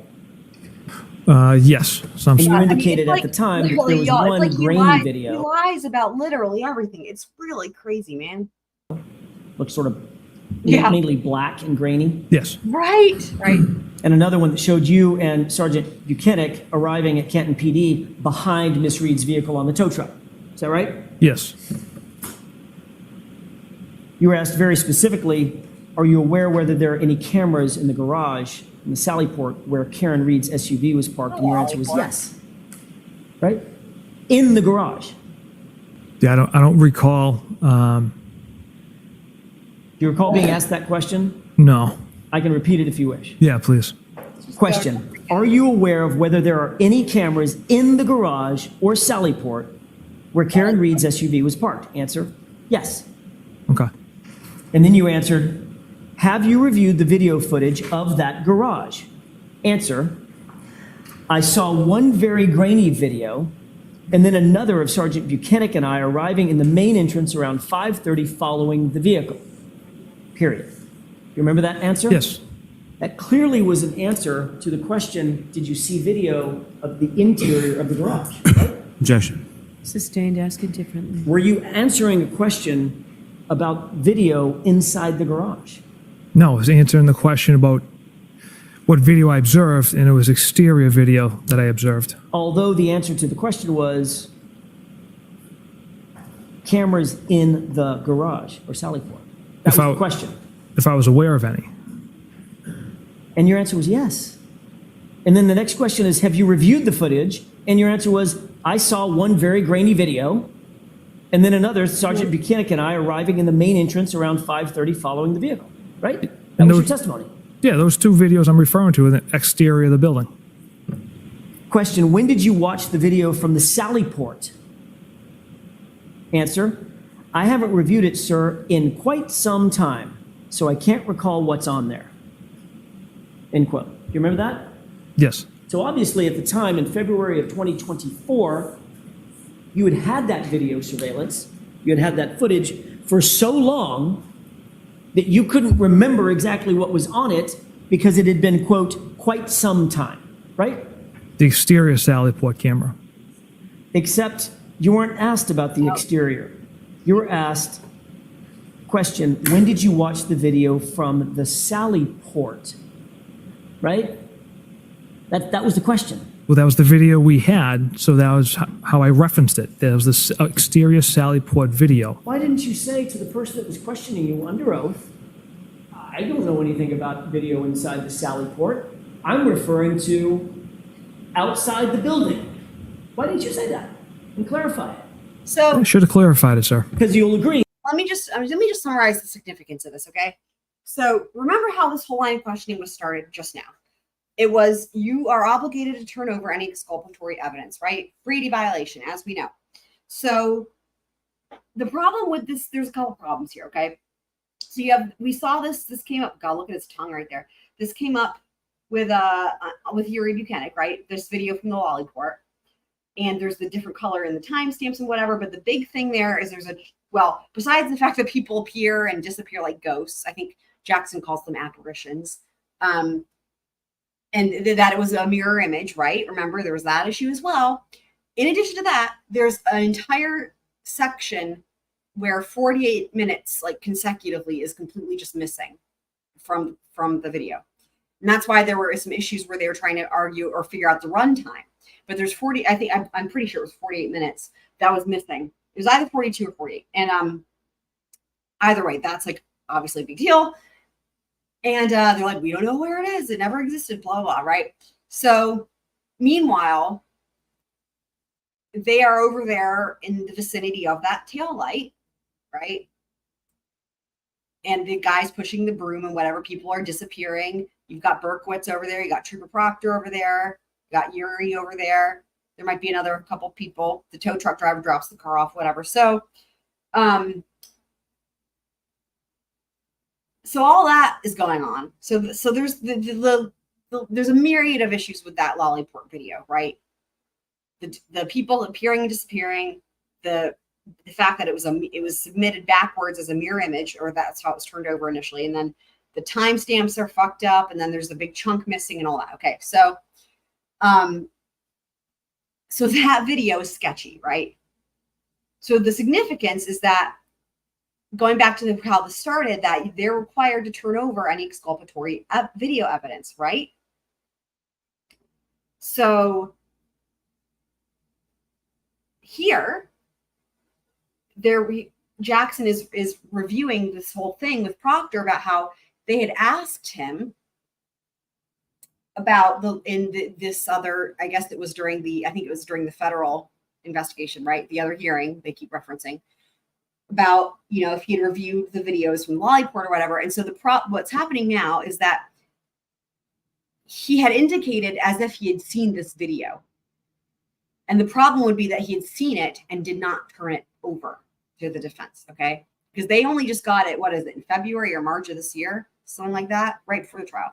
So the question here is whether he knew it existed or not. Now, Proctor is quibbling over the fact that he's like, oh, I was referencing the outdoor Lolliport video. And that's why this matters, because Jackson's like, but you didn't say anything about the exterior video. It seems clear from Jackson's, point of view, that Proctor understood they were asking about the interior Lolliport video. And whatever he understood the question to mean, he indicates that he had seen it, but he doesn't remember what was on it. And so that's why this matters, because that would be a Brady violation. So, and it sounds a hell of a lot like, an awful lot like, you're talking about what's inside the Sallyport, right? Objection. Sustained. The next question you were asked, why did you review the video of the Sallyport? Answer, we review every video we pull, and we pull a lot of video. End quote. Do you remember that? I do. Not one word how in do that you testimony. remember that and nothing else? Not one word says exterior, does it? No, it does not. You testified that you had obtained and reviewed the Sallyport garage video so long ago that you literally couldn't even remember what was on it, right? Correct. You did know, however, that if you had video at the Sallyport, Yes. it would clearly show that Miss Reed's vehicle arrived Yes. 5:30, 5:31. Yep. Right? You knew that, correct? Yes, from the driveway camera. But you withheld that video out of 360 odd videos that you turned over. You withheld that one and never mentioned it until February of 2024, correct? Objection. February. Okay, so I was right about Is February. that true? I'm not aware of that, withholding that. What? On April 4th, 2024, 2024. It's getting late. On April 4th, 2024, you turned over one video from the interior of the Sallyport garage, correct? Yes, sir. The interior, not the exterior, right? Correct. And that, remarkably enough, was a grainy video, right? Yes. And that video is missing the precise time that that vehicle was delivered to the Sallyport, correct? Objection. Was it? I'll allow it. I don't recall. It's missing 42 minutes at the beginning, and it jumps 42. from There we go. 5:08 p.m. I was like to 48 or 5:50 42. p.m. There it Correct? is. Objection. Sustained. Bye, kids. Have you reviewed the video? Yes. Tomorrow. Did you see that the timestamp Live. jumps from 5:08 to 5:50? Objection. Sustained. Did you note that the time jumps from 5:08 to about 5:50 at the beginning of the video? Yeah, I observed a jump in video. Also, It was side about note. 42 minutes, correct? Approximately, yes. So also, side note, I love Top Chef as well, by the way. I haven't seen it in a long time because I don't have cable TV or whatever. However, I don't even know how people watch it these days. But anyway, growing up, I remember it was on cable TV and shit. But like, I still love that The shit. second video from the interior of the Sallyport is inverted, correct? Yes, You're now aware of that. I am. Did you recover that video? I did not. Who did? I believe Detective Lieutenant Tully received that from the Canton Police Chief. Rafferty? I believe so. Who We asked haven't for heard- it? We haven't heard from Rafferty either. which is- I'm not sure, sir. I Did you wasn't. make the request? I did not. How did you become aware that a request had been made? I was made aware that the video had essentially existed from the interior Sallyport area. By whom? I was probably informed by Detective Lieutenant Tully. So Lieutenant Tully tells you that Oh, a second video right. exists, correct? This is and now I'm remembering this from when it happened live. This is where it seems like he gets thrown under the bus because what's really interesting is he didn't seem to be aware about the difference in the time. Here, we'll see it in just a second. Interior Sallyport cameras, yes. When did he tell you that? I don't recall. Was it weeks ago or years ago? That was more recent than, maybe months ago, a month ago. Matter of fact, it was after the trial had already started, mid-April, correct? I don't recall. I thought it was before. If it was before, was it weeks before, days before? I don't recall. I'm just trying to pin down, are we talking about 6 months ago or are we talking about 6 weeks ago? It wasn't. Idea. Yeah, it wasn't 6 months ago. Okay, so a few weeks ago, you were told about the second video from Lieutenant Tully, right? Yes. Did he tell you he had already seen it? I'm sure he watched it. Did he tell you he needed you to go get it? Objection. I'll allow that. No. Okay, so when was the first time you saw it? A few weeks ago, a month ago, What were the circumstances in which you saw that video? just reviewing the video Where? at my desk. So you pulled it, pardon me, you had access to the video. It Yes. was on your system somehow. It was on thumb drives and a disc. You put that in your computer and just decided on your own to watch it, correct? Yes. And what did you notice? One of the SUV being brought into the garage. You're in the video, right? Yes. That's you toward the back of the truck. Yep, I'm in the video. Some Canton PD members there as well. Tow truck guy drops the vehicle off. He's in the front driver's seat. Exits. Sergeant Mechanic's there. I believe Berkowitz, the retired police chief. Where was he? He was kind of like mulling around the area. I feel like he was towards like the back open garage gate there. The back. Towards like the rear. Yeah. Where you were. Yes. Was he the person, did you note that there were certain individuals that just seemed to apparate out of nowhere, just appear? Yes, there was one individual in like the top left corner of the video pushing a broom that kind of just appeared. And also toward the back of the vehicle, somebody just, while you were at the back of the vehicle, just sort of appeared and then walked out of the Sallyport, correct? Yes. And was that Chief Berkowitz? Yeah, it looks like him, yes. Okay. So you and Chief Berkowitz are both toward the rear of the vehicle. He just apparates out of thin air because the video is missing some footage, correct? It appears that way, And you're or it holding skips. I'm sorry, I didn't mean to interrupt you. Or it skips. I don't know that system at all, so. Okay, and you're holding what appears to be that same black portfolio that we saw in the hospital. Yes. So, anything else you noticed that was odd about the video? Other than the time skips?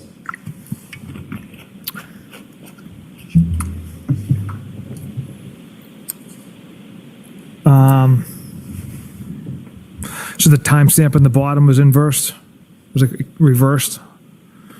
I beg your pardon? Yeah, the timestamp on the bottom of it was it was backwards. Was it blue? So instead of reading left to right, it was right to left. Okay. I Was it blue? believe it was yellow. So the video you saw had a timestamp that was inverted, correct? Yes. How about the video itself? Is that inverted? No, from the video I saw, the way the vehicle was brought in relation to the garage and the doors into the PD, it wasn't reversed or inverted. It was or was not? Was not. So as you saw the video, the portion of the vehicle that purported to be the passenger side was in fact the passenger side, and the vehicle, the side of the vehicle that purported to be the driver's side was in fact the driver's side. Yes, so I reviewed video yesterday just to rewatch it, and the one that I watched had the correct angle, it wasn't reversed, the car was brought in, tow truck driver gets out, from the driver's side, it wasn't reversed. The only thing reversed on it was like the timestamp on the bottom. Well, were you watching video that was produced in this trial? Yes, So were you aware that the defense presented a piece of evidence? Objection. I'll allow it. Thank you. Were you aware that the defense presented a piece of evidence where we inverted the video back to the correct? no, it's not. And That's that the part I was talking about where it's like they threw him under the bus. timestamp was inverted? I was not aware of that. You see, that actually seems like he didn't know. That part. When did you watch that that video? Just the other day, I was reviewing it. Trooper Proctor, before we broke, we were discussing Sallyport video that you watched several weeks ago. I want to make sure I'm clear about this. You indicated that the video that you watched was proper in terms of orientation, but the timestamp on the bottom had been inverted, correct? Yes, that's the way it appeared. And you recall that being a yellow chyron underneath. To the best of In other words, the font color. my memory, yes. Which of the Canton Police Department videos were you responsible for retrieving, if any? I did not retrieve any of them. So what I'm trying to ask is, and maybe I'm doing it inartfully, how did those Sallyport videos end up in the possession of the Commonwealth? What was the line of succession? Detective Lieutenant Tully retrieved the Sallyport videos, I believe. And do you know from whom he retrieved those Sallyport videos? I believe it Individual. was the chief of police. Okay, Chief Rafferty specifically gave him whatever videos were provided. Correct, that's my understanding. And then he provided those to you for your review. Yes. I want to stay on the subject of videos for a second, but shift gears to the Ring video footage. You've already testified that there were several hundred Ring videos from One Meadows, from both the facing the driveway and the front door camera, correct? Yes. As the case officer, you obtained and controlled those Ring videos from One Meadows from the moment that they came into Massachusetts State Police custody until they were handed over to the Commonwealth, correct? Yes, they were archived. You drafted the search warrant for the Ring video access records, correct? I did. You obtained the warrant returns once those search warrants were executed, correct? I did. you took possession of Mr. O'Keefe's cell phone physically, correct? Yes, And you had access to Mr. O'Keefe's Ring account in that cell phone, is that right? correct. You indicated that you reviewed several of the videos on his Ring app on his cell phone, is that right? Yes, So you obviously had not only possession of his cell phone, you had possession of his login account information to get into the app on his cell phone. Is that right? I don't think we had the password. We had his email. Remember the significance about this here too is that it came out with Yuri Buchanan that we know that there's these missing videos or whatever from the Ring, right? That are really important when Karen arrives or when she leaves and arrives at certain times that night, right? But it finally came out from Yuri Buchanan on when he was on cross that Karen did not have any way to log in for that. So now we're falling back up on the fact that guess who was in charge of that? Guess who? Account associated with the Ring. Which means app. some So way you- or another, you could get access to the Ring videos Correct. and watch those Ring videos on his app on the phone, Yes, which means you had full access to the app. You could keep videos, you could save for later, you could delete videos, you could do anything you wanted to within that app, correct? yes, those are the capabilities within that app. Trooper Proctor, did you delete any of the Ring videos ever from John O'Keefe's phone? Absolutely not. Did you delete a video of Miss Reed arriving to One Meadows at approximately 12:41 a.m. on January 29th, 2022? Absolutely not. You will agree, Trooper Proctor, that the video of Miss Reed returning home from 34 Fairview at approximately 12:41 a.m. is not there. Correct. As the case officer, you're aware that Trooper DeChico also reviewed some or all of those videos, correct? Yes, And he did that at your request. correct. He took notes of his review of those videos, correct? Yes, And then he provided those notes to you so that you could then memorialize those notes and your notes in a broader report that you then drafted in November of 2022, correct? From memory serves me, the report I wrote regarding the Ring camera was based off my observations of the videos that I had watched.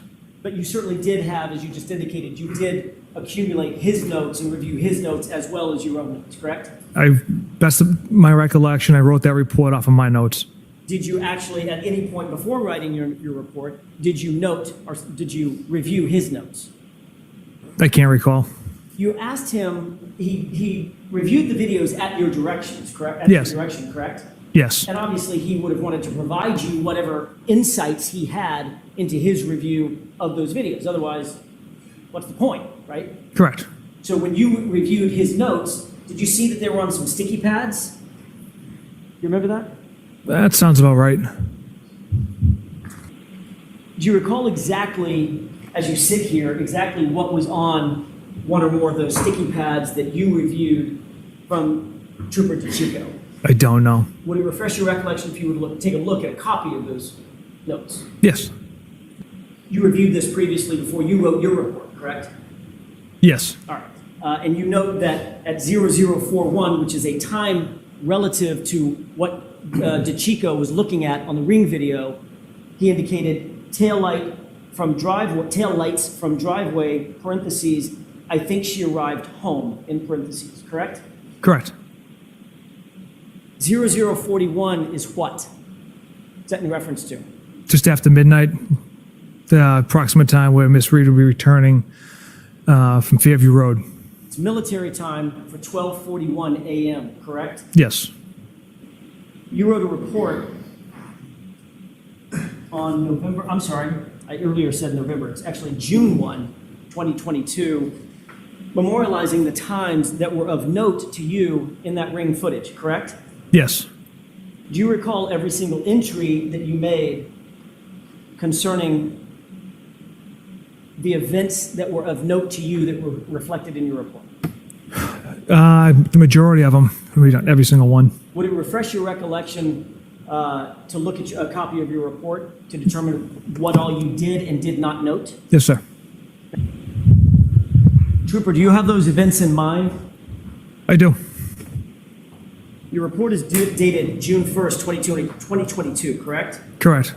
And reflected in this report are the bullet points of the times that you found of some note in your review of all of the ring footage from One Meadows, correct? Yes. I found it. You're here. In your report, there is no mention of the footage showing Karen Reed arriving home at 12:41 I've a.m. already mentioned you. Correct? Correct. Tonight. And that's notwithstanding the fact that in Trooper DeChico's report, in his handwritten notes, he makes note of an event at 12:41 a.m. Right. indicating, I think she arrived home, correct? Right. Correct. So sometime between when Trooper DeChico wrote his notes. I mean, it's like, but of course, this is what's missing, right? Like, this is insane. It's a problem. It's one of. And when you wrote your report, that video footage vanished, correct? There's also no date on Trooper DeChico's notes. We have many dates from Ring Video, so I don't know if he's referencing a different date. Well, you're aware really? that the video footage from 12:41 a.m. Raise your hand if you believe is it. gone, correct? Yes, it's something I've tried to find through Ring for months, as well as the video when Miss Roberts, Miss McCabe, Miss Reed arrived back at John's and they're looking at the broken taillight. That video is gone as well. So at some point, while this footage was in Massachusetts State Police custody and being reviewed by Trooper DeChico, that video existed, didn't it? Objection. The objection is sustained. The fact is, notwithstanding Trooper DeChico's handwritten notes, there's no video of 12:41 on January 29th, is there? No, there isn't. At some point, your view of this case caused you to turn what could be described as a bias into an out-and-out hatred. Would you agree with that? Objection. Sustained. Did you develop some sort of hatred for Miss Reed at Objection. any point in your investigation? I'll allow it. Again, we follow the facts and the evidence which showed Miss All right, Reed y'all, home stretch. We're getting to the end of hit cross. Mr. O'Keefe with her vehicle. And yes, at times I got emotional because of that. And I said some stuff, texted some things I shouldn't have, but it was based off the evidence. This is it's so preposterous that he's just like, yeah, I was so upset because like she killed a cop, or whatever. It's like, you didn't need, dude. I can't. There's literally nothing in there. Like he just has no feelings one way or another about John. Anyway, I know it doesn't even need to be said. So, and for redirect, we're not hearing the whole thing. As you guys know, I always, edit things for content in terms of what's important and what's not. So the redirect will be pretty brief there, and then there's a recross, and then we will hear from Tully. Matter of fact, you did express your feelings about Miss Reed in yet another text message that we haven't gone over yet today. Is that right? On February 4th, 2022? Oh, yeah. So this is how it ends.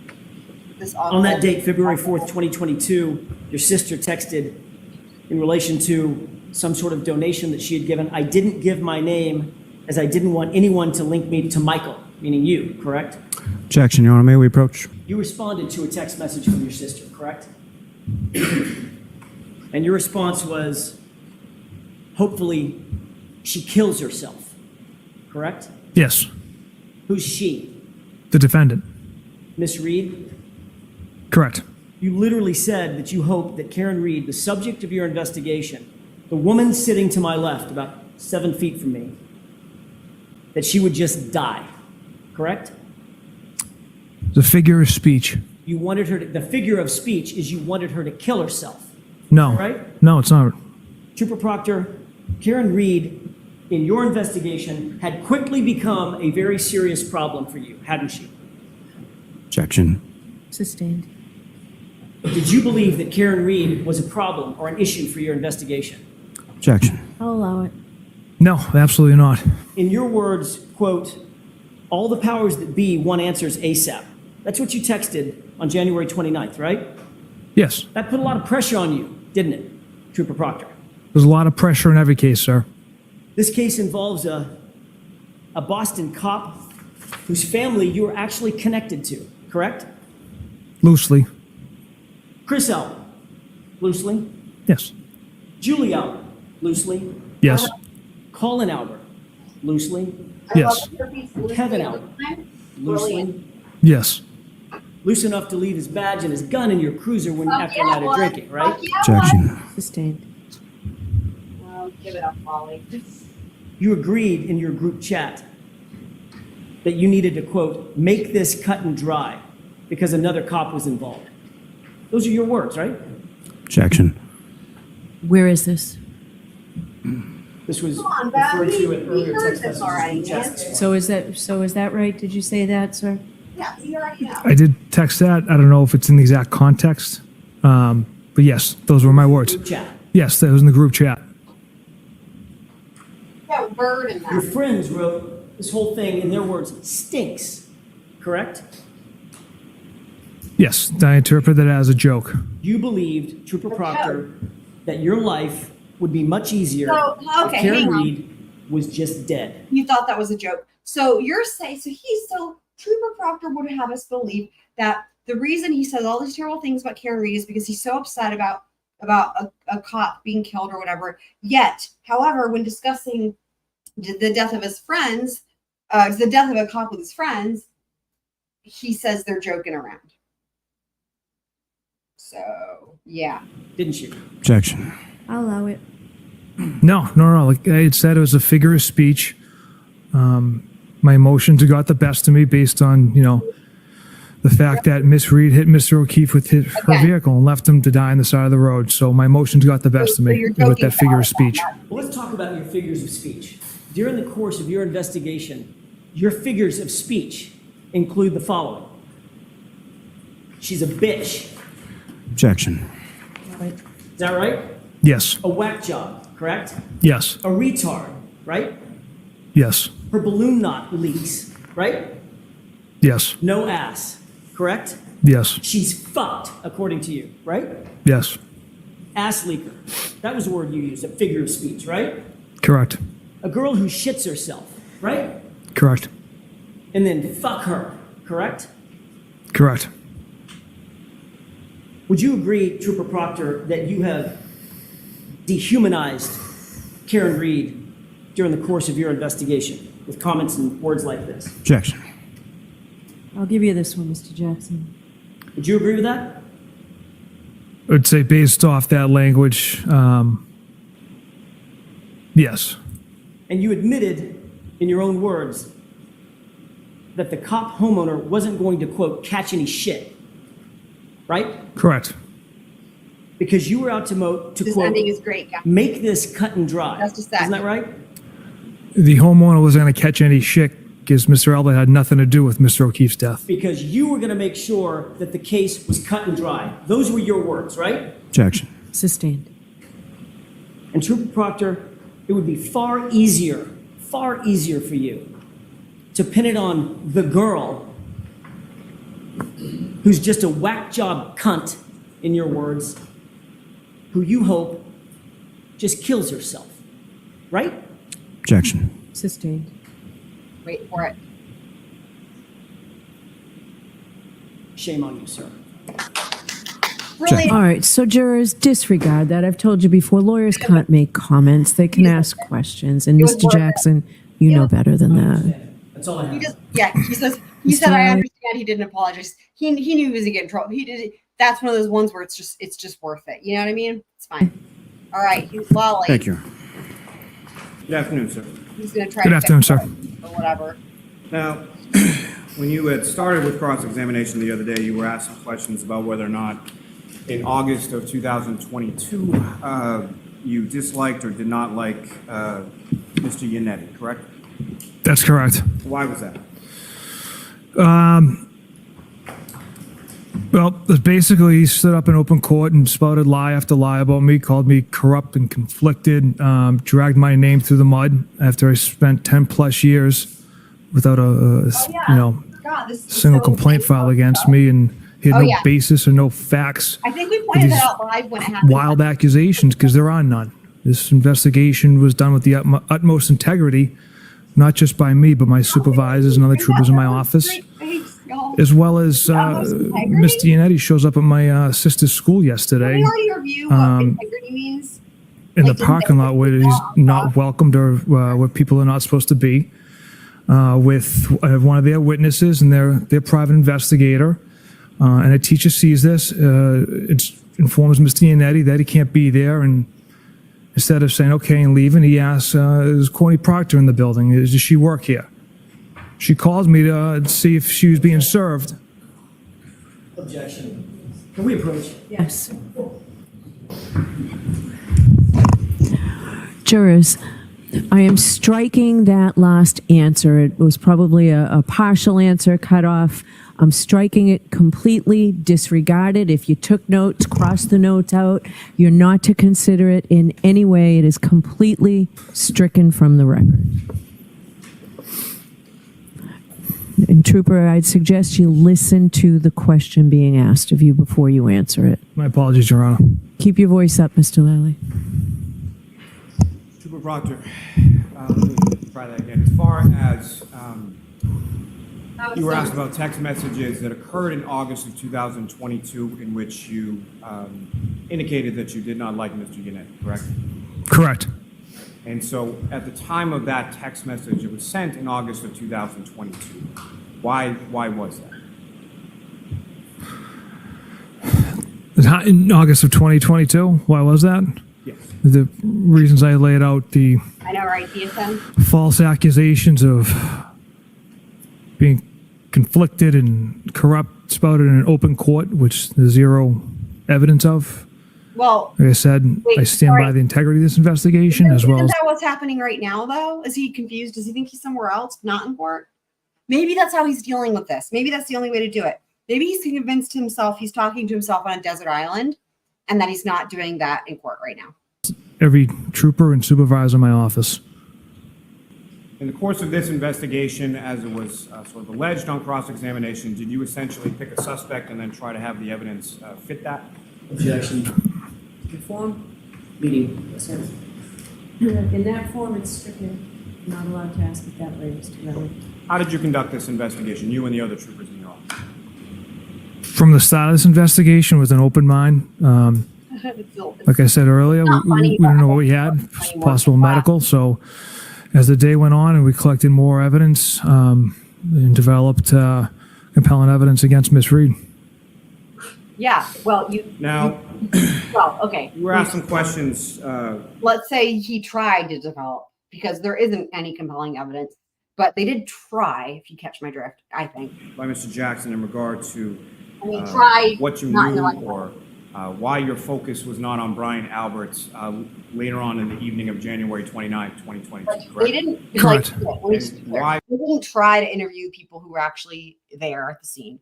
They didn't try to get proper cell phone evidence from people. They didn't try to figure out what the fuck happened. They didn't try to even get the timing right in the affidavit, shit like that. Why was that? Why was your focus not on Brian Albert Thank you. at that time? Thunder. There was just no evidence that Mr. Al was involved anyway. Right. Like I said before, the Oh, this is just exactly what I was talking from about. witness interviews, the statements Miss Reed provided to witnesses, the one shoe left at the scene, the taillight pieces found underneath the snow that were dug out by the CERT team, the injuries to Mr. O'Keefe, the one shoe at the hospital that was observed, her statements to us, Sergeant Mechanic and I, while we interviewed her, clearly the broken taillight and the fact that the statement that she said was that Colin and Brian Albert beat John O'Keefe up, and this is a joke, that she hit him with her taillight. leaving Brockton, instead of going to Dighton, she backtracked to go to Canton to retrieve her vehicle and then go double back to go to Dighton, which I found odd. Now, if at any point in time over the course of your investigation you had evidence So let's which do led that part again. led you What to is he believe talking that about Mr. here? Clearly the broken taillight and the fact that leaving Brockton, instead of going to Dayton, she backtracked to go to Canton to retrieve her vehicle and then go double back to go to Dayton, which I found odd. What? I have no idea what he means by that. Do you guys know what he's talking about? I mean, I don't understand what he thinks odd. Like, as in what though? Like. Now, if at any point in time over the course of your investigation you had evidence which led. I mean, let's also just say, who is he to call anything odd that anyone else did compared to what he did, right? To led you to believe that Mr. Abbott was involved in the death of Mr. O'Keefe, what would you have done? Objection. Ask it differently. With regard to, again, you testified So Lally just adds with regard to it. beyond January 28th. At any point in your investigation, did you find any information or evidence leading you to believe that Brian Albert was involved in the death of John O'Keefe? Objection. I'll allow it. No. Now, if you had found information leading to that conclusion or evidence leading to that, what would you have done? Objection. Then we'll allow it. Not only myself, but members of my office would have pursued that. How could you find Regardless of evidence his though without position. searching the house? Regardless of what he does for a profession. Now, specifically, you were asked some questions about some text messages between yourself and Trooper Chico in regard to the medical exam, correct? Correct. And those occurred in April of 2022, is that correct? Yes. Was the defendant, Ms. Reed, charged with murder in April of 2022? Objection. I'll allow it. No. That wasn't until June of 2022, correct? It's correct. And that was at the conclusion of the grand jury, is that correct? Objection. Sustained. And you're aware that there was a grand jury in this case, correct? Objection. I'll withdraw that. Okay. Yes. Answer that.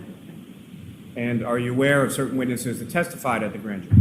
Objection. I'll allow that. Yeah, I don't Yes. understand what the Are you fuck aware he that meant Dr. Sporty either. Bello testified at the grand jury? Objection. I'll allow that. Yes. And so falls the reason then that the defendant wasn't charged with murder until after the grand jury concluded and Dr. Sporty Bello had testified before that grand jury, correct? Objection. Sustained. Now, in regard to any issues of a gift or request for a gift, Don't how would even. you Lally, characterize that? Was that serious? Was that in jest? How would you characterize that? he said, I didn't take. here's the thing. I pointed it out.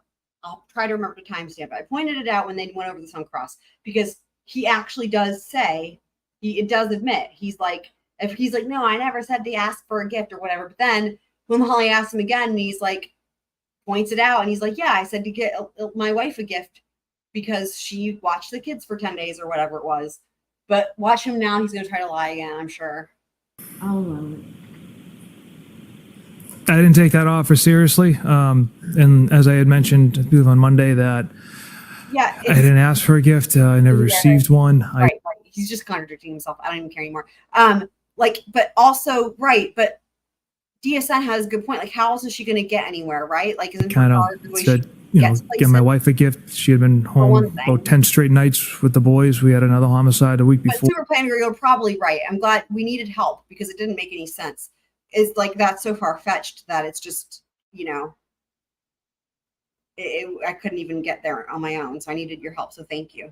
But yeah, I mean, I'm sure the jury didn't figure out what he meant either because it's just so weird. So that was my response. Get Elizabeth one. And she never received one. Now, you were asked some questions about Colin Albert, correct? Correct. And as far as what, if any, information did you have as far as Colin Albert and his being at 34 Fairview at the same time as anyone from coming back from the waterfall? It was my understanding Colin arrived later on to just see his cousin's birthday. He didn't stay that long, maybe an hour, a little over an hour. And as he was leaving, I think I left this in because it's so silly because it's like he's practiced his answer so many times. We've heard him say this same story the same way so many times. Not only that, we've heard it from several other witnesses prior to him say it in the exact same way. It's really kind of insane. ran into his aunt and uncle as his ride had arrived out front. Great point. And left at sometime around 12:10 a.m. Was that information that you had prior to your interview with Colin Albert? We knew Colin wasn't at the house. The timing was provided by Colin. And at any point in time in your investigation, what, if any, evidence did you ever receive that Colin Albert was at 34 Fairview at the same time as Mr. O'Keefe or the defendant? Based on Mr. O'Keefe's cell phone location data using his Waze app, Colin Albert is leaving around like 12:10 a.m. Mr. O'Keefe is about a half a mile away at 12:20 a.m. So they did not cross paths. So, with respect to Colin Albert, why was it that he was interviewed and not Ms. Kent, Ms. Fabiano, and Ms. Albert? Colin was falsely accused of Objection. Can Oh you my answer God. that same question Oh my as I God. asked you differently? yes, ma'am. Okay, go ahead, answer it. Colin was the subject of a third-party culprit that had no evidence to back that up. Objection. I'm going to allow that. That had no evidence to back that up, that he was involved whatsoever. My office and myself felt the need to interview Colin, sit him down, and get his story, his facts of that evening. So that's why we interviewed him at that date and time later on. You were asked some questions about ring videos from One Meadows Avenue, Mr. O'Keefe's home, is that correct? Yes, And to be clear, did you delete any ring videos from Mr. O'Keefe's account, either on his app, on his phone, or from the materials that you received pursuant to the search? absolutely not. Now, when you saw that there were ring videos missing from times that you expected videos to be, specifically what I'm asking about is Ms. Reed or the defendant's arrival at the home after leaving Fairview Road, and Ms. McCabe, Ms. Roberts, and the defendant's departure from One Meadows to incredible Fairview that that's Road what's later on missing, that right? morning. It's What did you incredible. do? I reached out to Ring several different times. They informed me if a video is deleted, there's no digital footprint of that. It's essentially kind of gone forever. And with respect to that time, You know what I any hope- other additional steps did you take I to would try to love- retrieve? I would love, this is just wishful thinking. I would love that if, like, before this trial ends, somebody from Ring has been watching this, is like, wait, we've got this. And then turns it over like a la Murdaugh style with General Motors and the OnStar. Like, hey, here it is. Here's these videos. And then we can see what really happened with her taillight at that point. Video. Was there a second search warrant, sir? Yes, Dang. You were looking for additional Just information gave him the from that answer. same Fucking ring, hell. correct? Objection. Sustained. What, if anything, were you looking for in that second search? there's additional video. Now, you were asked some questions about notes from Trooper DeChico, correct? Correct. And as far as that 0041 note, do you know what that means? That just tells me it's a time. So yeah, And that's do you know specifically okay. whether or not that is something that Trooper DeChico saw or something that Trooper DeChico was looking for? That's something Trooper DeChico could answer for. Well, he will. Sir, you were asked some questions about Sallyport video at Canton Police Station, correct? Yes, When you arrived at the Sallyport garage of the Canton Police Station sometime around or shortly after 5:30 p.m., correct? yes, Now, that 5:30 p.m. time, is that before or after 5:07 a.m.? after. And 5:07 a.m. is when the Exhibit 6, video number, I believe, 153, with the defendant backing out of the garage where you testified on Monday, you observed some damage to the taillight, correct? Correct. Yeah, but his And word means nothing. So You're aware of some other ring video from Mr. O'Keefe's house showing the defendant, Ms. Roberts and Ms. McCabe, arriving at his house, in which you can see damage to the right passenger taillight, correct? Great point, Correct. Senator. Great You're aware point. of a Yeah. cruiser camera video from the Canton Police Station, Police Department, specifically Lieutenant Ray, going to One Meadows Ave at 8:22 in the morning on the 29th, in which you can also observe damage to the taillight. Objection. Sustained is to the floor. As far as 8:22 in the morning, what, if any, video from 1 Meadows Avenue are you aware of depicting the defendant's taillight? Canton Police Department went to conduct a well-being check, and on the dash cruiser camera, you can see the back of Miss Reed's vehicle and the right taillight to be broken and missing pieces. And as far as your time at the home in Dayton, the defendant's vehicle was towed from that location on that day, correct? Correct. And what, if any, video are you aware of from that driveway, which depicts the right see the video? rear I don't passenger side remember. taillight? Am I crazy? I don't remember seeing that video, or have we just not seen it yet? The video he was just referring to a video that's from the dash cam of a car, a police vehicle, where you can see the taillight. Did we see that? I feel like we didn't see that. Am I crazy? Of the defendant's vehicle.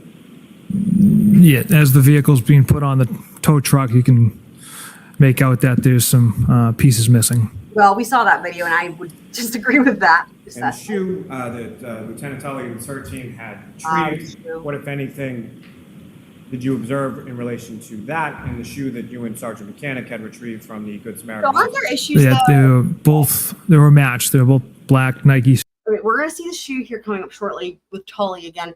Wasn't there issues, though, with, like, the two shoes didn't match? Do y'all remember from, like, a million years ago when we first saw the shoe, and it was, like, one of them had a different color bottom or something? Sneakers with the white logo. Now, you had talked to first responders, correct? Yes. And that included firefighter Flamati, Correct. and that included Sergeant Good. Yes. You had done interviews with regard to Brian Albert, correct? Yes. Jennifer McCabe, correct? Correct. Matthew McCabe, correct? Yes. Yes. He's trying to make it seem like he did a good job. It's just insane. And other troopers from your unit had also interviewed Kerry Roberts, correct? Yes. So you're aware of statements that were attributed by Ms. Roberts and Ms. McCabe to the defendant as far as what she told them earlier that morning? Yes. And you're aware of statements that Ms. McCabe and Ms. Roberts had made to the troopers in regard to what they had observed that morning? Yes. Now, were you aware that both Ms. McCabe and Ms. Roberts indicated in interviews on January 29th that when they had got to 34 Fairview Road, they could not see Mr. O'Keefe's body? However, the defendant sort of bolted out of the backseat of the vehicle directly over to Mr. O'Keefe's body. Objection. This is annoying because he's not saying that to Trooper Proctor. He's saying it for the jury. He's like trying to say, jury, but jury, remember, we gave you some kind of things that maybe are up. No, I would disagree with no evidence, but, well, I was like, but hold on, jury, remember this part back from a million years ago? Because in other words, these are rhetorical questions. So I'm glad Jackson objected to this. You can ask that differently, Mr. Lally. With respect to the statements from Ms. McCabe and Ms. Roberts in regard to their arrival at 34 Fairview around 6 a.m. in the morning, what, if anything, stood out to you or were you aware of? From what I understand, he had another trial back in he had his daughter's graduation or something in California. That's what I heard. In relation to those statements? Yeah, from those statements, as Miss Roberts was driving down Fairview, Miss McCabe was in the passenger seat, Miss Reed was in the back. Obviously, whiteout conditions as they're coming down, like that slight hill, getting just before the left side of the property. Miss McCabe and Miss Roberts indicated that. Miss Reed said, "There he is. I see him. I see him." And Miss McCabe and Miss Roberts didn't know what Miss Reed was talking This is so stupid. The jury, we heard all this shit years ago. about. They stopped the car. Miss Reed ran directly over to John O'Keefe's body. And even when Miss Reed had exited the vehicle, Miss McCabe and Miss Roberts still didn't know what was going on and what she was running to.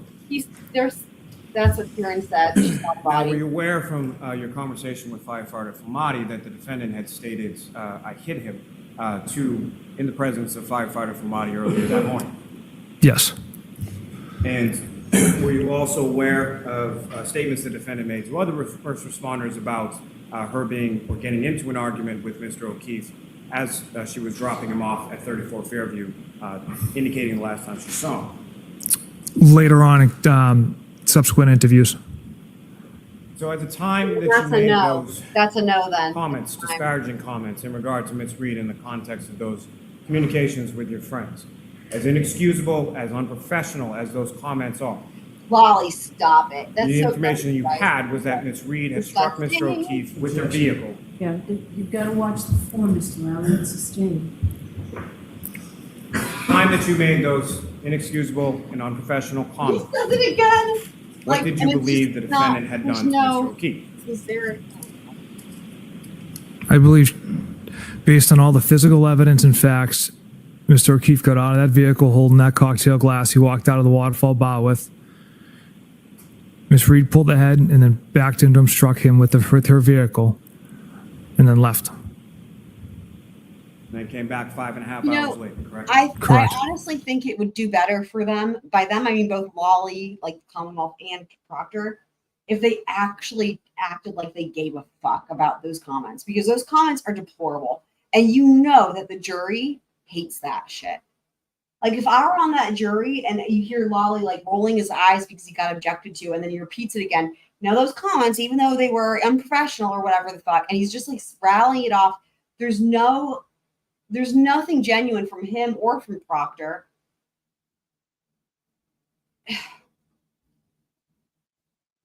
I don't know if it's like minimizing it is not the way to go here, right? Like they should lean into the fact that that's fucked, because everyone on that jury knows that's not how you're supposed to be treated as a defendant in this country. They all know that, right? They may not know what the fuck Miranda is, but they all know that you're not supposed to be treated like that as a defendant. They all know that. So it's just really gross. Fender says, I feel so happy when Judge tells Lally off. I know, right? I don't have a sibling, but I assume it's what it feels like when mom yells at the perfect kid. Yeah, right? For sure. Vindication. Jackson? Very briefly, Your Honor. So you think that your assessment, personal Yeah. assessment, Let's listen to that again. You can hear him slam his shit down on the podium, which I love it. I don't mean slam it like in an overly whatever way. It's like it's appropriate. Let's listen. your assessment, Oh, hold on. I didn't go back far enough. Classic. And then left. And then came back 5.5 hours later, correct? Correct. Nothing further. Jackson? very briefly, Your Honor. So you think There. that Right? your assessment, personal Oh, wait, assessment, there's two slams. Y'all, hold on. There's two slams. There's like his binder or whatever, and then there's like his pencil. Let's listen one more time. That's so good. And then left. And then came back 5.5 hours later, correct? Correct. Nothing further. Wait, there's two slams. Jackson? very briefly, Your Honor. So you think that your assessment, Three personal slams. Three assessment, slams. Three slams. I'm not Karen gonna lie to Reed you. had struck But this there's officer three. with a car, gave you Three license slams. to Oh wait, call her a hold on. cunt. Sorry, I lied. I'm gonna rewind it again because now I know what slams are. I think the first slam is slamming the binder down. The second slam is slamming the binder open and it hits the side of the podium because you can see that. And then the third slam is probably the pencil, okay, or pen. Okay, we're listening just one more time because that's amazing. Three slams. I'm not going to talk this time. If I can get to the right spot. I believe, based on all the physical evidence and facts, Mr. O'Keefe got out of that vehicle holding that cocktail glass he walked out of the waterfall bar with. Miss Reed pulled ahead and then backed into him, struck him with her vehicle, and then left. And then came back 5.5 hours later, correct? Correct. Bleeding. Nothing further. Jackson? very briefly, Your Honor.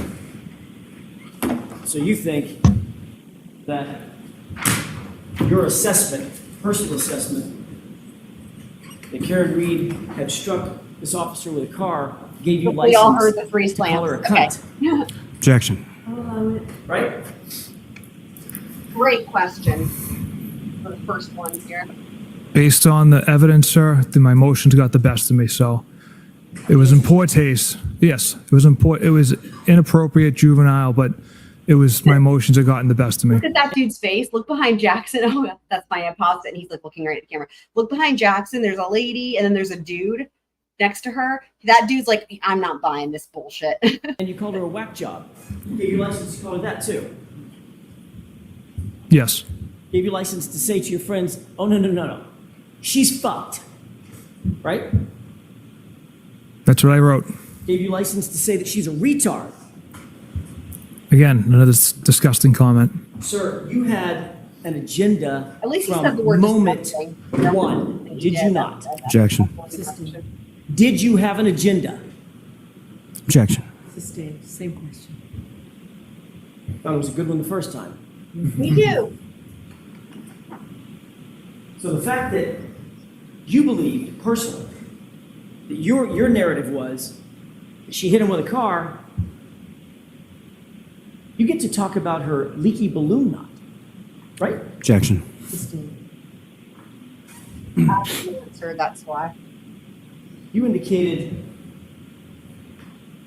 on cross-examination that you saw a video at 8:22 a.m. with some damage to Miss Reed's right rear taillight, correct? Yes. 8:22 before or after 5:07 a.m.? After. You also said that you had no idea where Kevin Albert lived, right? Correct. But you did say about getting his badge to him after that drunken night with him, that you just leave it in your mailbox, right? Objection. I'll allow it. Yes, my mailbox. Yeah. So he obviously knew where you lived. Yes. And then you said there's no evidence whatsoever, your words, no evidence whatsoever. You talked about Brian Albert, Brian Higgins, Colin Albert, no evidence whatsoever that they were involved in the death of John O'Keefe, right? Correct. Great point, super planner girl. But Trooper Proctor, you're the one responsible for gathering the evidence, correct? Objection. I'll allow it. Right. Right? I am one part of Thing. a greater group of detectives that gathers evidence. I'm just one part of that unit. You're the pointy end of the spear, aren't you? Objection. Love it. You're the case officer, the lead detective, correct? Yes. Sort of like the fox guarding the hen house. isn't I it? like the Objection. pointing of the spear better. That's sustained, Mr. Jackson. Do you have anything else? All right, Trooper, you are all set. Thank you, Your Honor. Get him off that stand. Next All one, right, whenever next you're one. ready. Thank you. Good afternoon, sir. Good afternoon. Could you please state your name and spell your last name for the jury? Brian Tully, Tully. All right. And, I will say, here's the thing. This dude, I don't know. Maybe this dude actually is really slimy, and this was on purpose, because you could put, like DSM was saying, you put Hannibal Lecter on after Trooper Proctor, and you're gonna be like, yeah, he seems all right. Like, it's like this dude now is like great, because look at who he just followed. But I was gonna say, to that end, look at how much better, like, oh, I can actually compliment his tie. I love, it's like a lilac, an iced lilac. It's much better dressed. Yes, Fender, but it's not that much. And this is, it's abridged, of course, right? Trying to find the salient points, which is not easy to do when it comes to Lally, right? But there is some information that comes out here that's important, and that's why we're watching it, because it's we do get some new information, and then some other stuff that was just noteworthy. how are you employed, sir? With the Massachusetts State Police. And how long have you been a member of the state police? 18 years. And what rank or assignment do you currently have with the Mass State Police? The rank I hold is Detective Lieutenant, and my current role is the Unit Commander for the Norfolk State Police Detective Unit. If you could explain to the jury sort of what is the role and what does your unit do with respect to death investigations within Norfolk County? So each District Attorney's Office has a State Police Detective Unit assigned to it. So Mass General Law, Section 38, Section 4 says that the District Attorney is in charge of all death investigations. So if someone passes away, essentially not in the presence of a doctor, or the circumstances that led to their death was outside the presence of medical care, the District Attorney is in charge of the investigation, or their representative. And so each DA has a State Police Detective Unit assigned to them to act as their representative. In certain jurisdictions like Boston, Worcester, and Springfield, the DAs in those counties have said that those local departments can be their representatives, but throughout the Commonwealth, the state police is the DA's representative in those death investigations. Now, turning your attention to January 29th, 2022. At I some will point, say- I'm aware in the morning. With I will say one thing that's better about this one is this dude actually answers questions like in a concise manner. Like he's a big difference from Trooper Proctor, right? So like, in other words, if you look at the ratio of like Lally's questions, like normally Lally's questions are so lollygaggling along that like, if you were to do like a word count on Lally versus any witness, it's like Lally's doing the majority of the talking. But here, this dude will answer questions thoroughly and go on for like, I don't know, whatever, a period of time before Lally asks a question. And it's like, in other words, in my opinion, we actually hear more from the witness this time than Lally, which is a nice change pace. With regard to It is a lot death of within the town of Canton. Yes. And what, if any, when did you become aware and how did you become aware initially of what had transpired? Shortly after 7 a.m. that date, I received a call from Sergeant Yuri Buchanan informing me that a person by the name of John O'Keefe was found unresponsive in Canton. He was transported to Good Samaritan Hospital, where it was expected he was not to survive. Normally, I would not get a call like that. Did you guys hear that? He was expected not to survive. So doesn't that just add to the red flags though, right? That Trooper Proctor says they went over there to interview him. That's why they went to go, and that's why he's standing in John O'Keefe's hospital room with John O'Keefe on his deathbed, you guys. He was this Tully just said that Yuri Buchanan called him and said that he was not expected to survive. But Buchanan and Proctor go to, I don't know for sure that Buchanan was there in the hospital because we see Proctor's legs. I think he was there, but that didn't come up with, it came up when that we just watched, right, on Cross. Either way, they were partners and they were roles together. So whatever Yuri Buchanan said to Tully is what Proctor would have known, is my point, right? That he was expected not to survive. And yet Proctor says they went there to interview him, the hospital.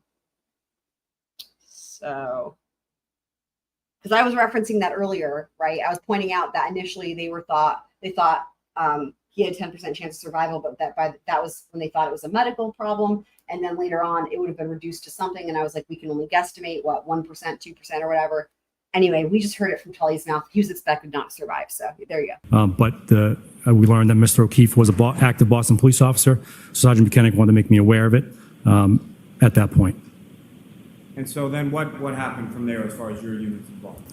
So as we learned more information about what was found on scene by the Canton Police Department, Trooper Proctor, who was the on-call trooper that day on the schedule, and Sergeant Buchanan responded to Canton Police to begin the investigation. And they would keep me updated as they learned more information. Now, turning to that point, as far as the Office of the Chief Medical Examiner is concerned, in any sort of death investigation that your unit is involved in, what, if any, involvement or communication do troopers from your unit or yourself have with the Office of the Chief Medical Examiner? We have constant communication. The law that I cited also says that the office.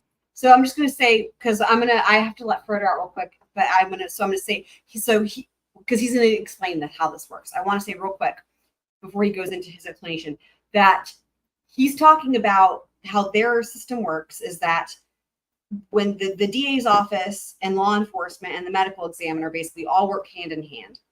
Because remember, we know that Trooper Proctor was communicating with the ME and was showing up as she was doing her autopsy, right?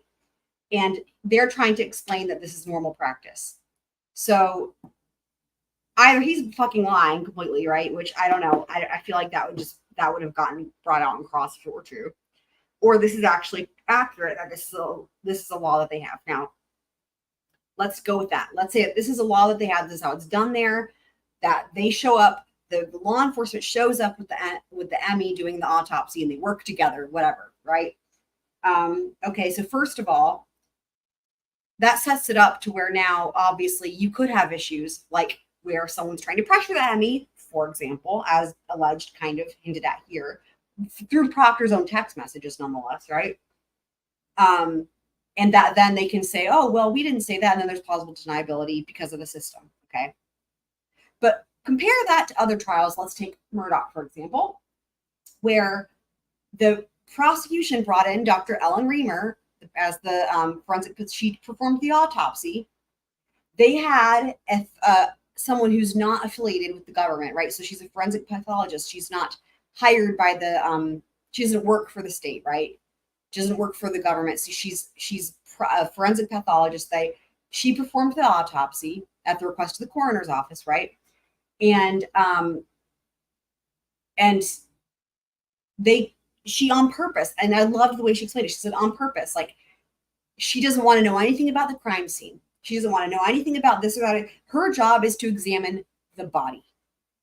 And why does that matter? Well, maybe it's kind of obvious, but this is a great example with this case, right? Where it's like, imagine if you're doing an autopsy, right? Your job is to look at the body and figure out the cause and manner of death. And then somebody comes in and they're like, yeah, so-and-so shot him with a blah, blah, blah, blah, blah. It's like, well, you know, even if it's accurate, that diminishes the, what's the right way to say it? The authenticity and the significance of any autopsy findings, because it's way more significant if they have no information and yet they can come out and say, yep, we found this bullet here. And like what happened in Murdaugh, right? She was offered options or opportunities to look at the crime scene or to talk about it with Kenny Kinsey. And she was like, nope, I don't want to know. It's, in other words, it's completely unbiased. You know that it's accurate, right? When they give you the autopsy based only on the body, it's the best. It is in my mind, the only way to do it. So this just blows my mind when I hear him talk about this, that their system is the opposite. It's like, it sets it up for all kinds of problems. Even if you aren't trying to be corrupt, already it's set up for problems, in my opinion. But that's really obvious when you compare it to the other way it can be done, right? The chief medical examiner has exclusive jurisdiction as well to determine the cause and manner of death. So we work closely hand in hand to figure out the circumstances that led to the death. That's terrible. That should not be that way, in my opinion. With the medical examiner's office, what does that sort of typically entail? Takes a turn of phone calls. We'll call in and speak to the intake person or the on-call doctor to tell them what we've learned or what we're observing. Think about it this way too, guys, right? It's implicit bias, right? Like the saying, if all you got is the hammer, everything looks good. If the ME he's saying we go ahead and we tell the office. If the ME goes into an autopsy and they're like, yep, so we already talked to them. Here's what we got here. We got it, blah, blah, blah, and and here's what they think happened, blah, blah. Even if the medical examiner is not trying to be buff, like already, you guys see the problem? It's like they're not starting with a blank slate. They're already told what to look for. Even if like that's what that is. It's like no matter what, they're going to have certain things in mind that they've just heard. It's so problematic, man. It's so, yeah. I know that's how it should be, Fender. Absolutely. 100%. 100%. That's right. It's like shitting where you eat or whatever they say, because it's like now you've got the medical examiner should be a completely separate entity, right? But instead here, they're all enmeshed, and you've got the medical examiner working with law enforcement, and that law enforcement working with the DA, and they're all working together. There's no objectivity. I'm happy to see you, my friend. I saw you had a raccoon visiting you the other night, and that was really cute. I saw that. But happy to see you, my friend. Y'all, if anyone hasn't checked out Iowa's channel, 24/7 cute animals, including squirrels. Do it, my friends. You'll be glad you did. Why? Oh my God, what is happening? Sorry, I don't know. In every case, to the doctors, they understanding at least what we learned in the first 24 hours. Doctors will often reach back out to us asking for scene photographs, more reports, ask questions. And in instances where it's a suspicious death, we will send an investigator to the autopsy to stand with the doctor to make observations and answer any questions for the doctor. This is horrifying to me. Horrifying. Lieutenant, as far as any determinations that are made with reference to either cause or manner in any instance with the medical examiner, any role do you or anyone from your unit have with regard to that decision by the medical examiner? We have little to no role outside of providing information. So that's, sorry. And as far as the determination specifically, whether it's manner or cause, we have no role, except we provide all the information about what we think happened to the victim. Pardon? Come again? Sorry? Any impact does that have with regard to any death investigation that you're doing? Well, the cause will give us a big incident. So we want to know if the person died of a heart attack or if they died of a gunshot wound. That's big when it comes to then making charging decisions about circumstances. So it's important to learn the cause. Well, that's the manner. And to get the doctor's He's getting it confused. He says the cause will help them with charge. input on the manner is also helpful.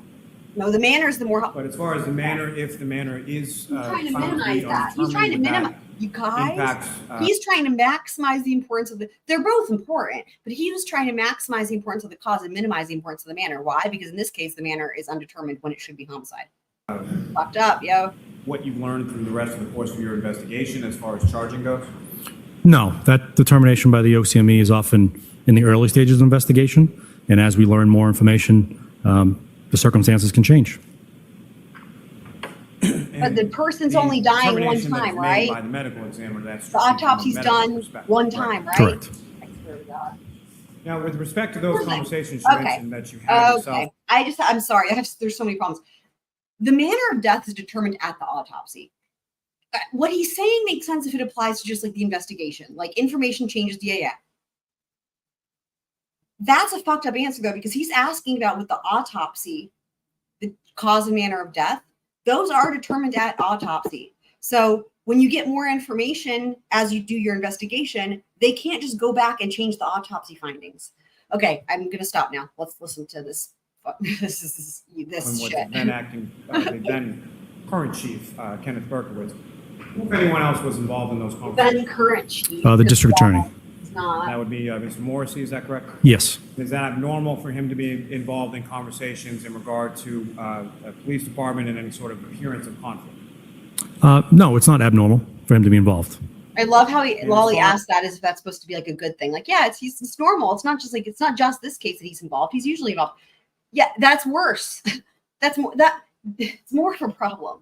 It's just so bad. This is so bad. As his involvement in his conversations, as far as you're aware, did they evolve or were they any greater or less than the conversations that you had with Chief Berkowitz?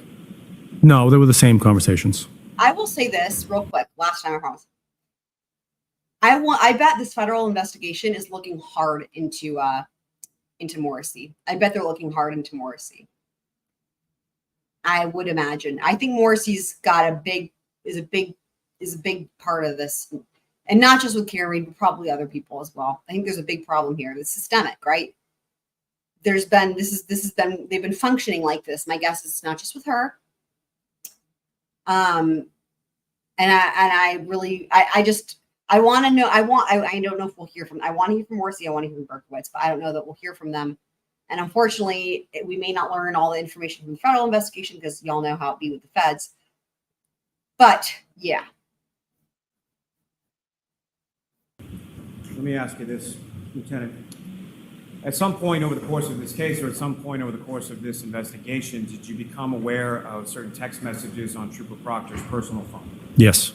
And upon your being made aware of those text communications, what, if anything, did you as a supervisor, what, if anything, did you do? I had a long discussion with him about the content and nature of them. I expressed my displeasure as unprofessionalism and the content of them, and then I reported up my chain of command. Was he admonished in any way? He was by me at that conversation, yes.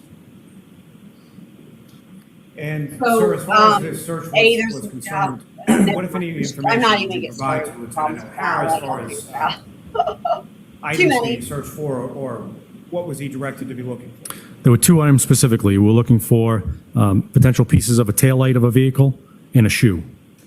And as far as a shoe and potential pieces of a taillight, where did that information come from, or why were those the items that were being looked for? Relative to the shoe, when Sergeant Buchanan and Trooper Proctor responded to Good Samaritan Hospital and collected the clothing of Mr. O'Keefe, they realized that there was only one shoe present at the hospital. They had contacted the Canton EMS and other people who cared for him, and they'd learned that a shoe wasn't removed at the scene, and that when Canton Fire and EMS arrived, Mr. O'Keefe only had one shoe on. So it was important to locate that second shoe. Relative to the taillight, we'd gotten information that witnesses stated that Miss Reed's vehicle had a broken taillight, and so we were looking for evidence of it being broken at that location. Again, sir, do you recognize what's So interesting. I left that in for a reason because it's like, oh, we heard that she had a broken taillight, so we looked for evidence that had been broken at that location. Not we looked for evidence of how it might have been broken, period, right? It's like they looked at that, like everything he says, even if you just listen to it, you're like, it's like, wow, they're being told. It's just like what I'm saying with the Emmy, right? Instead of being told, hey, go investigate this or whatever, it's like, yeah, go look for this thing at this place because this is what we think happened. It's just, you know, and it's like, and if somebody's put something there, you know they're going to find it then. It's just so fucked up. It's like, oh my God. It's just, it's set up for all kinds of issues, man. Up on the screen as Exhibit 120. Right. Yes. Senator. Correct. If you could, using the laser All right, pointer, here's- direct the jury's attention to what, if anything, of significance you observed in this photograph. A black Nike sneaker with a white sole that was recovered in the snowbank. And at some point subsequent to this, what, if any, comparison did you do visually with the sneaker that you observed in this photograph? Okay, I'm going to pause real quick. So listen to the question. The question is, what if any comparison did you do visually? Okay. With respect to the sneaker that was recovered from the Good Samaritan by Trooper Proctor and Sergeant Buchanan. The question is, what if any comparison did you do? It's to establish foundation. Did you do any comparison? They matched both in make and He doesn't answer if he made a comparison. He just says they matched. model, size. Listen The again. shoe that was recovered by the troopers at the hospital was a right sneaker. A right This one sneaker. found was the left, or a left. Let's listen to that answer again. I think it's interesting. Let's listen to that one more time. Do visually with the sneaker that you observed in this Technically photograph non- with That's respect true. to the sneaker that was recovered from the Good Samaritan by Trooper Proctor and Sergeant Buchanan. They matched both in make and model, size. The shoe that was recovered by the troopers at the hospital was a right sneaker. This one found was the left, or a left. With respect to the evidence storage area, is there sort of a temporary versus a permanent storage area contained within that locked and coded storage area? Yes. And can you describe sort of the difference between the two and how things are managed by either you or your assistants with regard to evidence within the locked storage area? So because only essentially 3 people have access to the permanent storage area, if a member collects evidence and brings it back to the office and does not have access to the main storage area, we have another temporary storage area that is allowed by policy where they can then secure the evidence. The next available time, the person who has access to the main room will come in and transport that piece of evidence from the temporary area to the permanent area. As far as that transportation or transmission from the temporary area to the permanent area, what, if any, sort of documentation is generated in regard to into that? This would be the law there's that they were talking about a lot with Trooper Proctor. No notation from one location to the other, There's no notation from one location to the other. Pardon me? as allowed by policy. Okay, let me back that up. As allowed by policy. Hold on, let's listen. There's a reason I left this in because I thought it was a really interesting answer. Hold on, let's listen to that. What, if any, sort of documentation is generated in regard to into that? There's no notation from one location to the other, as allowed by policy. As allowed by policy. In other words, the policies allow them to not notate it. So we're just, so it's like when they're not logging the evidence being transported, which is insane. Like, this is insane. They're just following the policy doesn't say they have to, so they're not doing it. If that's accurate, you know, maybe there's time, maybe it's time for a policy change. You see what I mean though? Because, and remember, they're temporary storage facilities at the DA's office. So that's where that's coming from. The DA's office. From what I can get, that's where their temporary storage offices or storage locker, right, at the DA's office.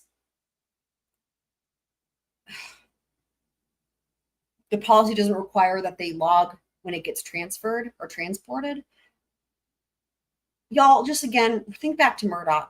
Think about the chain of custody. And I know I've said it before, but it's been a little while in terms of that is the example of what chain of custody looks like. We don't always see all of those witnesses in trials. Now, normally we see some, But because the defense didn't stipulate, that we saw the chain of custody start to finish, witness after witness after witness, evidence after evidence. That was flawless. And the fact that it was long and maybe kind of boring at times and kind of tiresome and tedious just shows you how important that chain of custody is and how many people are involved and how many steps they have to go through. Like it is the epitome of what didn't happen in this case. There was no chain of custody, none. From shit being kept in the Lally port, collected in fucking whatever. I mean, it's the fucking disaster. And it's so crazy because, like, if you take again Murdaugh, like with that long chain of custody that was really detailed and they did a great job. The defense took every opportunity to make sure, oh, did you do this and that? And it was like what they were looking for is one little mistake on just one tiny thing with chain of custody. And that could have been enough, maybe, potentially, right? To like overcome the burden, like that could have been the reasonable doubt, right? And that just goes to show you, like, even when you have this well-established flawless chain of custody, one little thing could have been enough. And then here, it's like there is no chain of custody because they just don't even do it. It's not policy. It's insane. I mean, I guess I guess maybe that's on purpose because if they don't make it policy, if they don't have to do it, then they can't use it at trial to be like, hey, you didn't follow chain of custody. It's like, well, we just don't do that here, so it's fine. Fuck me. And as far as when items are seized and when their labels are sort of printed in relation to those items, is that always done sort of simultaneously when the item comes in, or how is that typically done timing? Well, same with the label printing system. So only the evidence officers have the ability to create the labels and put it into the system. So you need them to create the label. So if a member comes in, doesn't have access to that system, place it in temporary storage area at the next available opportunity for an evidence officer or the assistant evidence officer to arrive, know that there's evidence there and process it, place a label on it, and stick it in the permanent storage area. Now, with respect to the vehicle and or the pieces of red and clear plastic that were found by the CERT team at 34 Fairview Road on January 29th, what, if any, conversation did you have with respect to Lieutenant O'Hara in regard to the vehicle and sort of the damage on the vehicle? Objection. I'll allow that. We wanted to know what we were looking for. Specifically, Lieutenant O'Hara wanted to know what are we looking for and what's the scope of the items we're looking for. So we had discussion about how much taillight we believed was missing from Ms. Reed's vehicle, so that as we go along, we would know if we had it enough, or we had it all, I should say. That I left so in with for an obvious reason. You guys will listen to that again. I don't know that anyone else pointed this out. This was interesting. Let's listen one more time. You guys, I thought this answer was insane. January 29th, what, if any, conversation did you have with respect to Lieutenant O'Hara in regard to the vehicle and sort of the damage on the vehicle? Objection. I'll allow that. We wanted to know what we were looking for. Specifically, Lieutenant O'Hara wanted to know what are we looking for and what's the scope of the items we're looking for. So we had discussion about how much taillight we believed was missing from Ms. Reed's vehicle, so that as we go along, we would know if we had it enough, or we had it all, I should say. Enough. And so with respect to that, what, if anything, were you able to share with Lieutenant O'Hara with respect to Ms. Reed's vehicle at that particular time? I didn't have much information because it was still on a tow truck or being loaded up into the Canton Police Department at that time, so I didn't have any actual knowledge of how much taillight we're looking for. But that, And sorry, prior to but you that just leaving, contradicts what you just said, because was that Lally asking that question to try to fix the answer? Because he just said we had to know how much taillight was missing so that we could know how much to look for, so we know when we had enough. And now he's saying they didn't know how much taillight. Like, what? Hold on, let's listen to that again. That's Objection. I'll allow that. We wanted to know what we were looking for. Specifically, Lieutenant O'Hara wanted to know what are we looking for and what's the scope of the items we're looking for. So we had discussion about how much taillight we believed was missing from Ms. Reed's vehicle, so that as we go along, we would know if we had it enough, or we had it all, I should say. and so with they had discussions. They could learn how much was missing, so they could know if they figure out if they had enough. respect to that, what, if anything, were you able to share with Lieutenant O'Hara with respect to Ms. Reed's vehicle at that particular time? I didn't have much information because it was still on a tow truck or being loaded up into the Canton Police Department at that time, so I didn't have any actual knowledge of how much taillight we're looking for. That makes no sense, guys, right? Like, am I crazy? Like, that sounds like Lally trying to fix that previous answer, because that makes no sense.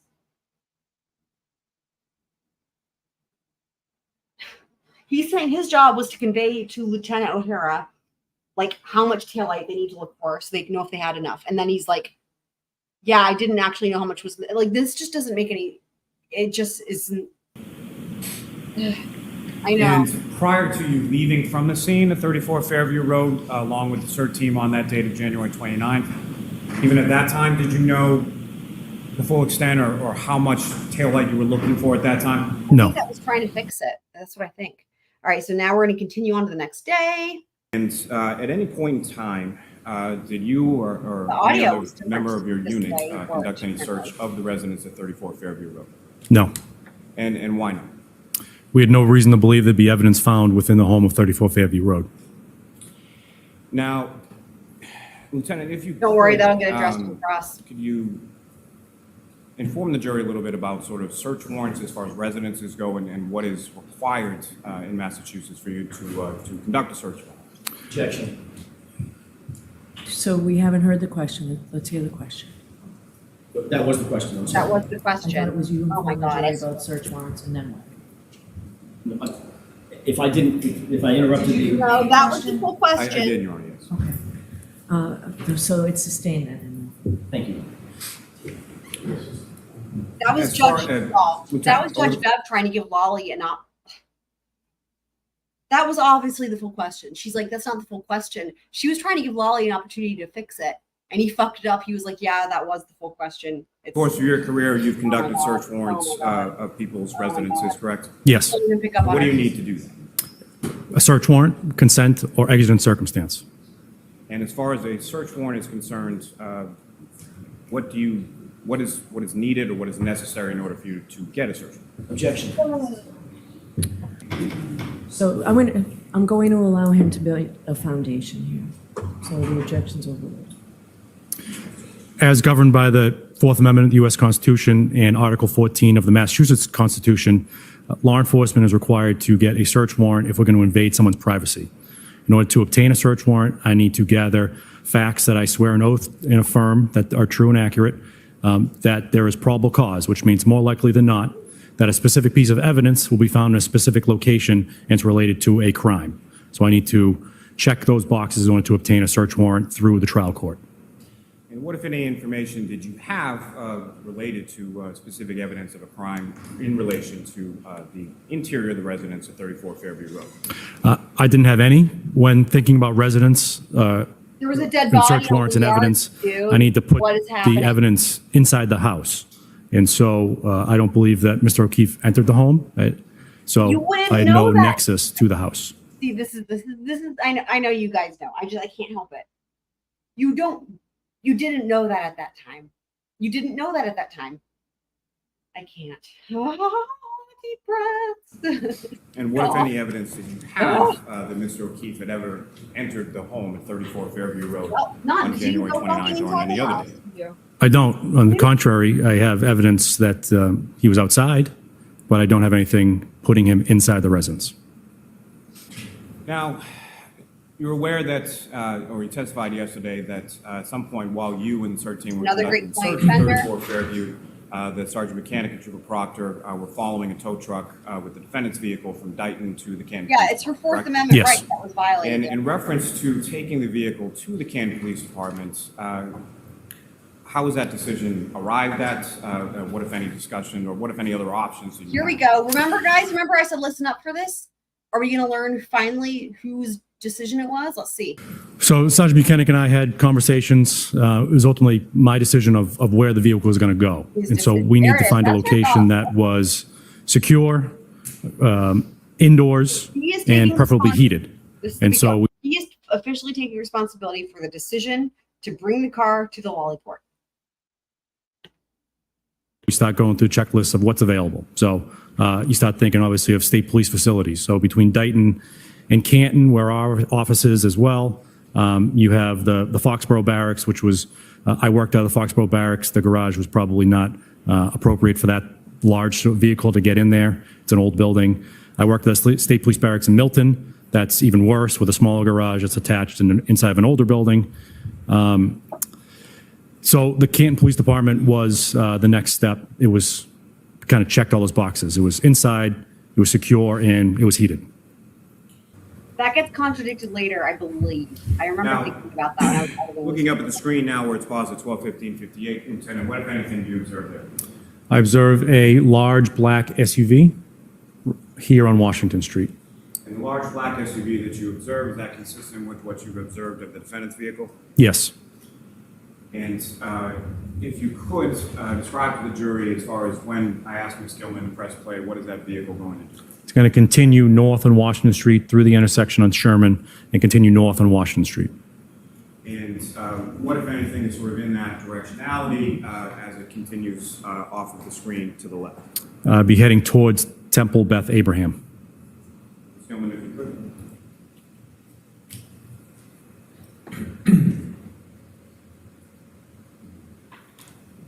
Ms. Gilman, you can pause it there. Again, for orientation purposes, Lieutenant, if you could describe using the laser pointer there as far as what we're looking at in this particular camera angle and shot, and as far as the roadways that you observe. This is an exterior camera from Temple Beth Abraham at 1301 Washington Street. Where it's paused now at 1201, I believe is the timestamp, you see a vehicle. Here, that vehicle is traveling on Washington Street. We are now on the other side of Washington Street looking at it than we were from the library.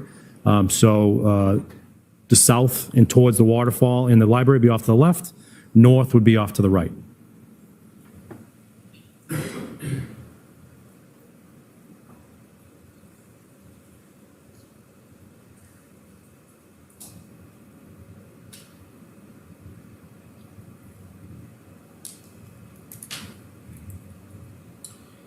And again, Lieutenant, directing your attention to the screen, and if you could, using the laser pointer, direct the jury's attention to what, if anything, of significance you observe in this portion of the video at 12:17:56 from the Temple. A large black SUV traveling northbound on Washington Street. And the large black SUV, is that consistent with the large black SUV that you observed in the prior video, Exhibit 110 from the Canton Public Library? Yes. Is that also consistent with what you observed as far as your personal observations of the defendant's vehicle? Yes. Gentlemen, if you could please press play. Now, Lieutenant, directing your attention to up on the screen, this is the Canton Public Library video, again, Exhibit 110. Yes.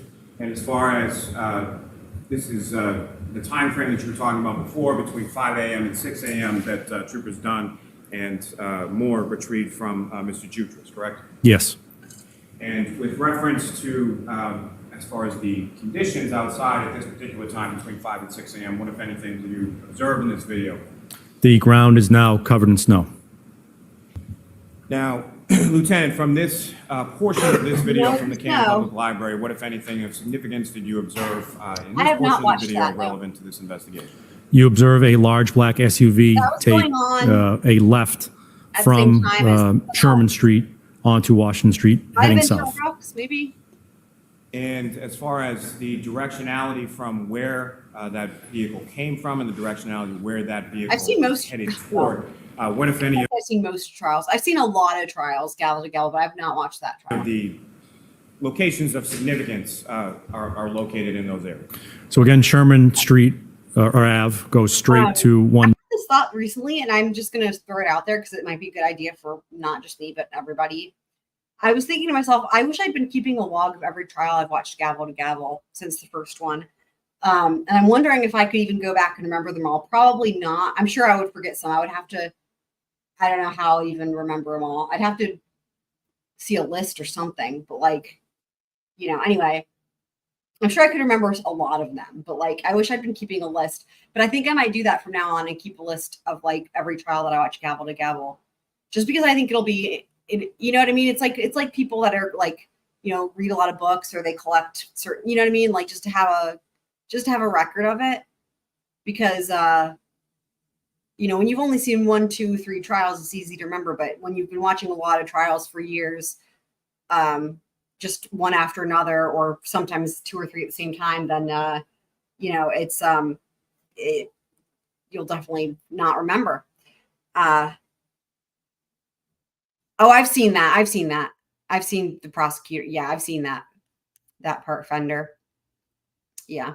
Meadows. So if one were to travel from Meadows Ave, the residence of John O'Keefe, to this location here, you would come down Sherman and you could take a left onto Washington Street to head south.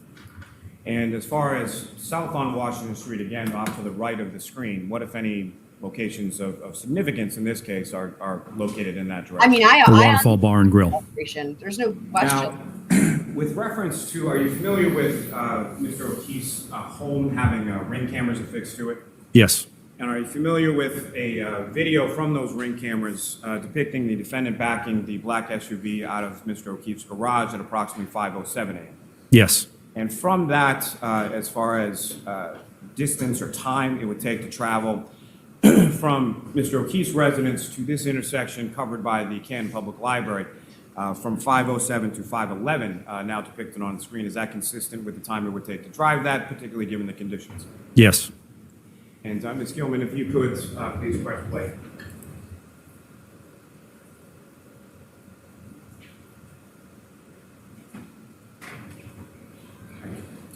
Ms. Gilman, if you could pause that. Now, Lieutenant, between these timeframes of 5:11 a.m. and 5:15 a.m., at any point in time, do you observe the black SUV traveling back in the other direction? Yes. And specifically, around 5:15 and 51 seconds, what, if anything, did you observe on this video of significance or relevance to this investigation? A large black SUV will appear on the screen on the right-hand side and travel to the left-hand side, which again would be traveling north on Washington Street.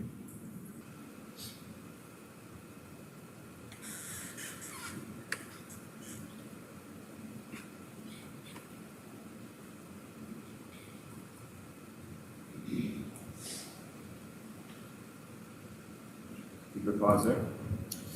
And Lieutenant, if you could, using the laser pointer you have before you, direct the jury's attention to where you observe the black SUV. Here on Washington Street, near the intersection. And again, using that laser pointer, if you could just indicate to the jury as far as directionality where this vehicle is going to head on this video.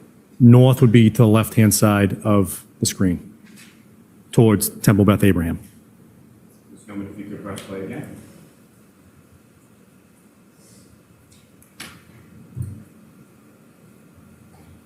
And if you could pause there, Ms. Gilman, you can take this one.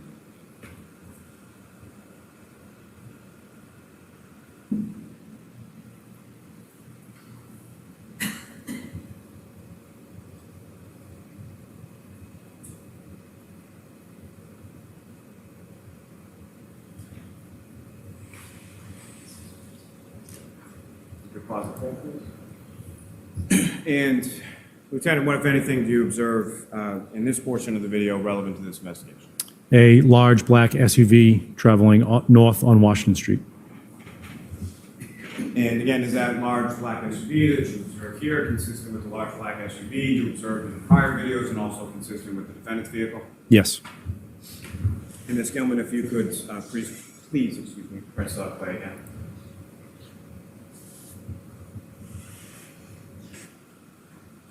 Thank you, Ms. Gilman.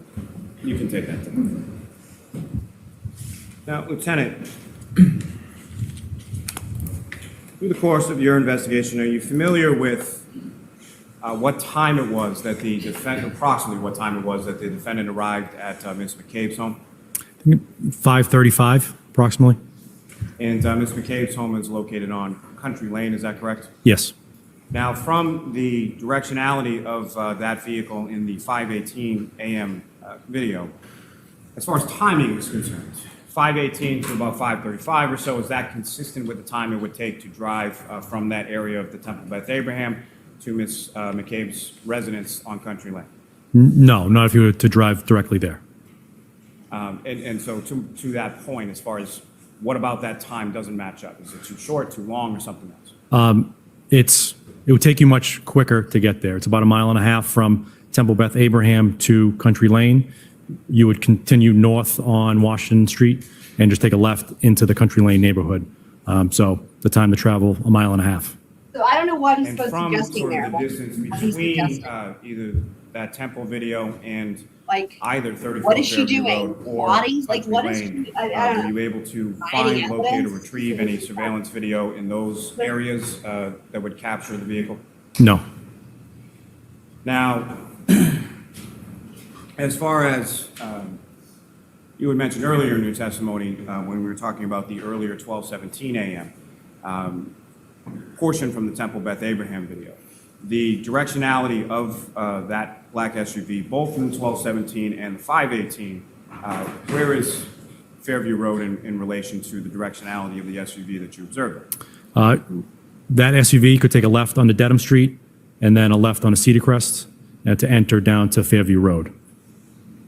And from your knowledge of the area as far as travel is concerned, would from 5:18 to about 5:35 or so, would that allow for sufficient time to go from where it's viewable on the Temple Beth Abraham video for the vehicle to then travel to 34 Fairview Road and then travel to 12 Country Lane? Yes. Now, can you explain to the jury sort of call detail records, what they are and how you would use them as far as utility in generally speaking in reference to investigation? Call detail records are business records held by cell phone companies, specifically to this matter, that are created in the normal course of business. Typically, you would think about in a billing context. So if you think of your own cell phone bill, it would contain information like the date and time a communication occurred, the other phone number in which you communicated with, the duration of the call, that sort of bits of information. Obviously, as we're doing a criminal investigation, it's helpful to know with whom someone was communicating. Additionally, the cell phone companies memorialize other bits of information specific to what we refer to as CSLI, cell site listing information. They tell us the antennas that were used during the communication, usually just in the form of the first antenna and the last antenna. Okay, so to that point, or illustrative of that point, so if I'm standing right here with the cell phone in my pocket, not using it, not turning it on, not activating it in any way, that cell phone is still doing some sort of communication with the closest or some antenna within the vicinity? Yes. Now, as far as these records are concerned, what, if any, I believe you spoke a little bit as far as the ARC and plotting, but if you could expound upon that as far as explain to the jury what it is exactly you're able to do with the information from the call detail records as far as a visual representation. You said two things there, so I want to make sure I answer the question right. You mentioned ranging data, but CSLI, so specific to the engineering report in ranging or CSLI? Let's first start with CSLI. So with the CSLI, I will place on a map the location of the antenna. And I mentioned load a little bit, but that load factor determines on how dense the antennas will be from placed by the provider. So if you think of an urban environment, there's more cell phones, there's more devices that need antennas. So the locations of the antennas will be more dense. I've seen them as close as 100 yards away from each other in an urban environment. You come out to the suburbs, there are less devices. The companies are going to put less antennas because they don't want to put them up where they don't need to. They're going to be further away. So in Norfolk County, the antennas are placed anywhere from 1 mile to 4 or 5 miles apart. Do you recognize that, sir? Yes. What do you recognize that? It is a series of maps that I created depicting the records obtained from that number ending in 9554. And that's plotted onto sort of a Google image or a Google Earth image? I use Google Earth to create the maps. I then take a screenshot and place it typically in PowerPoint in order to make it look nice. Now, sir, if you could, using the laser pointer before you, direct the jury's attention to what, if anything, of significance you've plotted out and put into this. I thought that was funny because this looks terrible. So first, we're looking at the area of the town of Canton. I've placed different landmarks, again, to give context to what we're talking about here. You see 34 Fairview Road as a yellow house icon, 1 Meadows Ave, Canton as a darker color, and the Waterfall Bar and Grill as another icon. Now off to the left, just west of Route 95, which you'll see running here, you'll see a red triangle, which I use consistently as the antenna, and a series of letters and numbers next to them. So next to them is the numbering system that Verizon assigns to that antenna. So in this instance, we're looking at ENB, which is the antenna acronym, and specifically 57171. And to be clear, as far as that marking with the red triangle, the ENB ID 57171, that is the antenna that the handset or the defendant's cell phone is connecting to at that point, correct? Yes, and I always try to be clear that that is the antenna. That's not where I'm saying the handset was. So the handset is somewhere in that vicinity based on your training experience, is that correct? Yes. And Ms. Gilman, if we could have the next slide.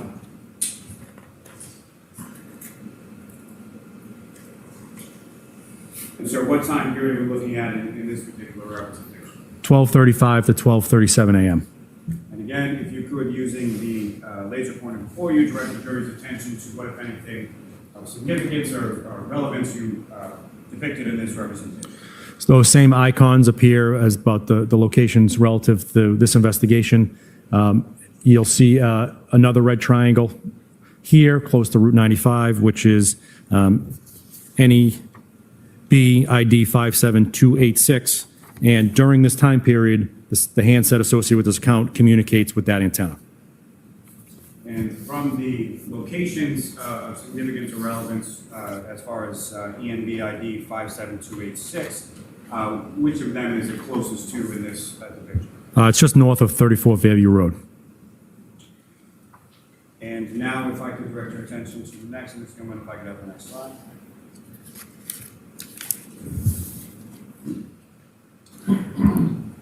And Lieutenant, what time frame are we looking at in this slide? This comes from one call that occurred at 12:38 a.m. And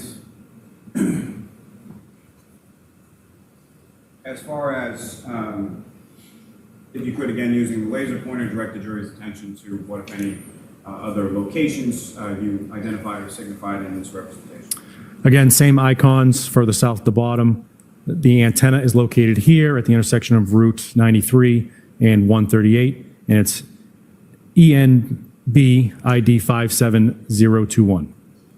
And of those locations of interest that you signified within this slide, where is ENB ID 57021 in relation to those? If you think back to the previous slide, so now we've moved a little bit further east. Here's Fairview Road, and here is 1 Meadows Ave. And if I could direct your attention to the next slide, and if I could have the next slide on the screen, please. And Lieutenant, what time frame are we looking at in this slide? 12:39 a.m. to 5:08 a.m. And again, if you could, using the laser pointer, direct the jury's attention to what, if any, locations of significance you note in this slide. So there were a series of calls during this time period. They all used this antenna here, ENB ID 57199, which is south of Meadows Ave. If I could direct your attention to the next slide, please. If I could have that one, please. And Lieutenant Tully, what are we looking at as far as time frame in this particular slide? There was one entry in the call detail records at 5:16. And again, using the laser pointer, if you could direct the jury's attention to what, if any, locations you denoted within this particular slide. I'll start with the antenna that was used, which was 57259 here in downtown Canton, just north of the Waterfall Bar and Grill. If I could direct your attention to the next slide, sir. It's coming by. Lieutenant, what time frame is depicted in this slide? 5:19 a.m. And again, if you could, using the laser pointer, direct the jury's attention to where the antenna is that the defendant's phone is connected to at this point, and what, if anything, it is closest to. Slightly further south than the previous one, it's 57199, directly south of 1 Meadows Ave. And Lieutenant, what time frame are we looking at in this? 5:20 a.m. to 5:37 a.m. And again, if you could, using the laser pointer, direct the jury's attention to where the antenna is and what, if any, of the locations you observe it, where it is in reference to those. I previously mentioned this one here at the intersection of Route 93 and 138. It's ID 57021. It's north of those locations I had mentioned earlier, the 34 Fairview and 1 Meadows Ave. And next slide. What time frame are we looking at in this, sir? It's one entry at 6 a.m. from the Right, record. help me do this. This is And insane. you could, again, Like, using the laser completely pointer fucking direct useless. your attention to the There's no antenna point and to any of it, man. in relation to locations of interest in this slide. It is located just north of the Waterfall Bar and Grill in downtown Canton. And the next slide, sir. What time frame are we looking at in this slide, sir? 6:03 to 6:57 a.m. And again, using the laser pointer, if you could direct the jury's attention to which antenna the defendant's cell phone is connected to at this point and where it is in relation to locations of significance or relevance throughout the course of this investigation. During this time period, the cell phone will bounce back and forth between two antennas. So I did lump them together and place them on one map with this time frame here. So you will see two antennas. One is this one here, just west of Route 95, which is 57171. The other antenna is north of 34 Fairview, which is 57286. Now, if you could, again, what time frame are we looking at here? 12:17 a.m. And again, sir, if you could, using the laser pointer, describe to the jury what's depicted in this particular slide. So two locations that are, again, as a frame of reference, 34 Fairview Road in Canton and the Waterfall Bar and Grill are depicted with icons. You'll notice a red lollipop would be the best description icon here. And next to it, you see a number and the words either first or last. This one, 3, first or in last. If you were to go back to the record or the ranging report, you would go to line 3, and that's where you would find this record. So it's just an easy way to cross-reference the map with the document. With these ranging reports, it gives me the range that the handset was from the antenna at the beginning of the communication and at the end of the communication. So that's the first range and the last range. That's why we're using those words. You'll notice a line that goes straight out to the semicircles. That line denotes what's called the azimuth, and I've failed to kind of describe what an azimuth is. So as antennas are placed in these locations, they're pointed in a direction. Now, they're not typically a 360-degree antenna. Some are, but mostly they're not. They're pointed in a direction and have a beam width. Rule of thumb, and as you'll see with the records with Verizon, it says typically it's 120-degree beam width because they'll place 3 around the circle and you get 360 degrees.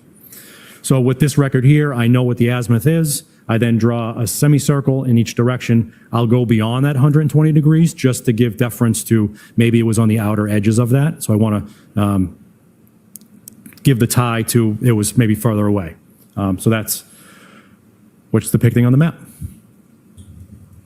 Now, with reference to this semicircle itself, if I could ask, is the semicircle that is being drawn, what does that exactly denote as to the location of the handset or the cell phone? The report is telling me that the handset is somewhere on that semicircle. So the phone could be anywhere from here on the semicircle all the way around to there on the semicircle. So again, it's not denoting sort of that the handset or the phone is within the confines of the semicircle, but actually on the line that you've drawn. Correct. And again, if you could, using the laser pointer before you, draw the jury's attention or direct the jury's attention to what, if anything, of significance you observed in this slide. So the two icons are again appear on the map: Waterfall Bar and Grill, 34 Fairview Road. Here is that red lollipop, which is the antenna that's used during the communication. The azimuth, or the direction in which the antenna is facing, is depicted on there, and two semicircles. The first one and the last one. As a frame of reference, I failed to put the Temple Beth Abraham, which would appear right here.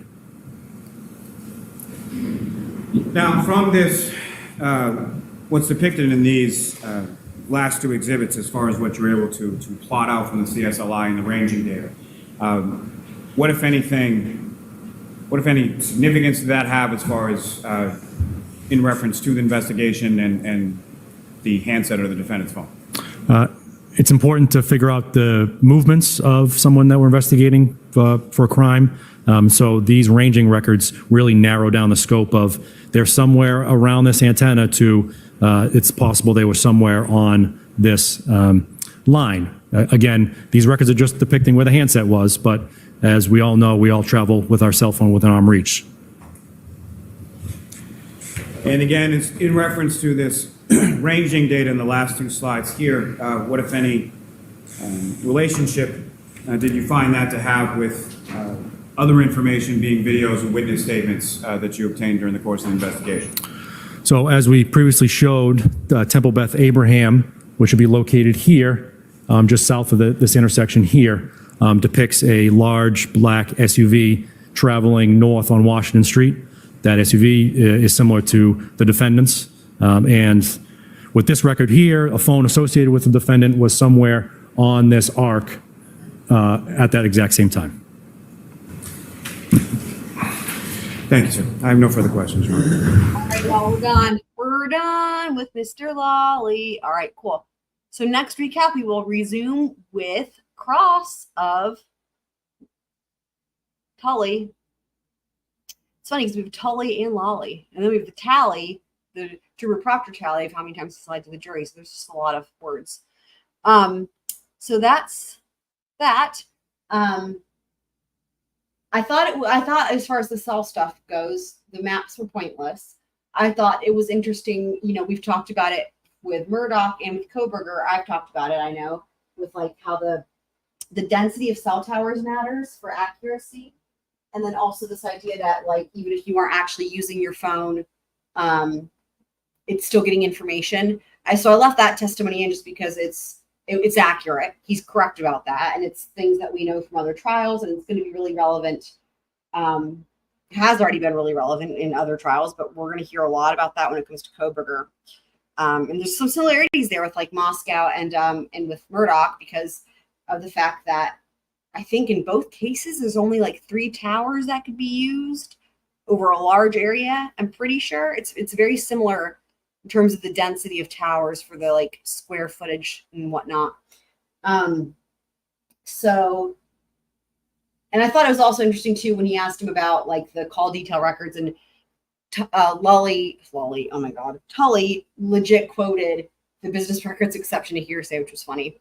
So yes, I'm streaming the trial in the morning here. So your time, Fender. So in like 10 hours or something. Yeah. In other words, yes, live trial. You know, I always start like half an hour or so after court or somewhere around there. It just depends on what's happening. It's going to be a new witness tomorrow. So, so usually I let, if it's like, in this case, that's right. I have to remember, in this case, direct examination is different. In my brain, I'm used to thinking, oh, let's just wait until direct is like halfway over, but it's not Lally anymore. So, but yeah, but my aim is to start like half an hour after court. That way, you know, we can fast forward through all the breaks and shit. So, yeah, so I'll see you for the trial. And hopefully anyone else who can join will join us. And maybe we'll get to see some ARCA dudes and whatnot. So, yeah, and then I don't know when yet the next recap will be, because it's going to be, who knows? Like if the defense rests sooner rather than later, then the next recap will happen sooner rather than later. But yeah, right. I know defense, it's like crazy, right? Like my brain is like, whoa. So yeah, so cheers to you as well. And I'll have timestamps for this one as well here shortly for those of you on rewatch replay crew. Love you guys. And I think that'll do it. So for now, scroll out. See y'all on the next one. Love you guys. See you next time.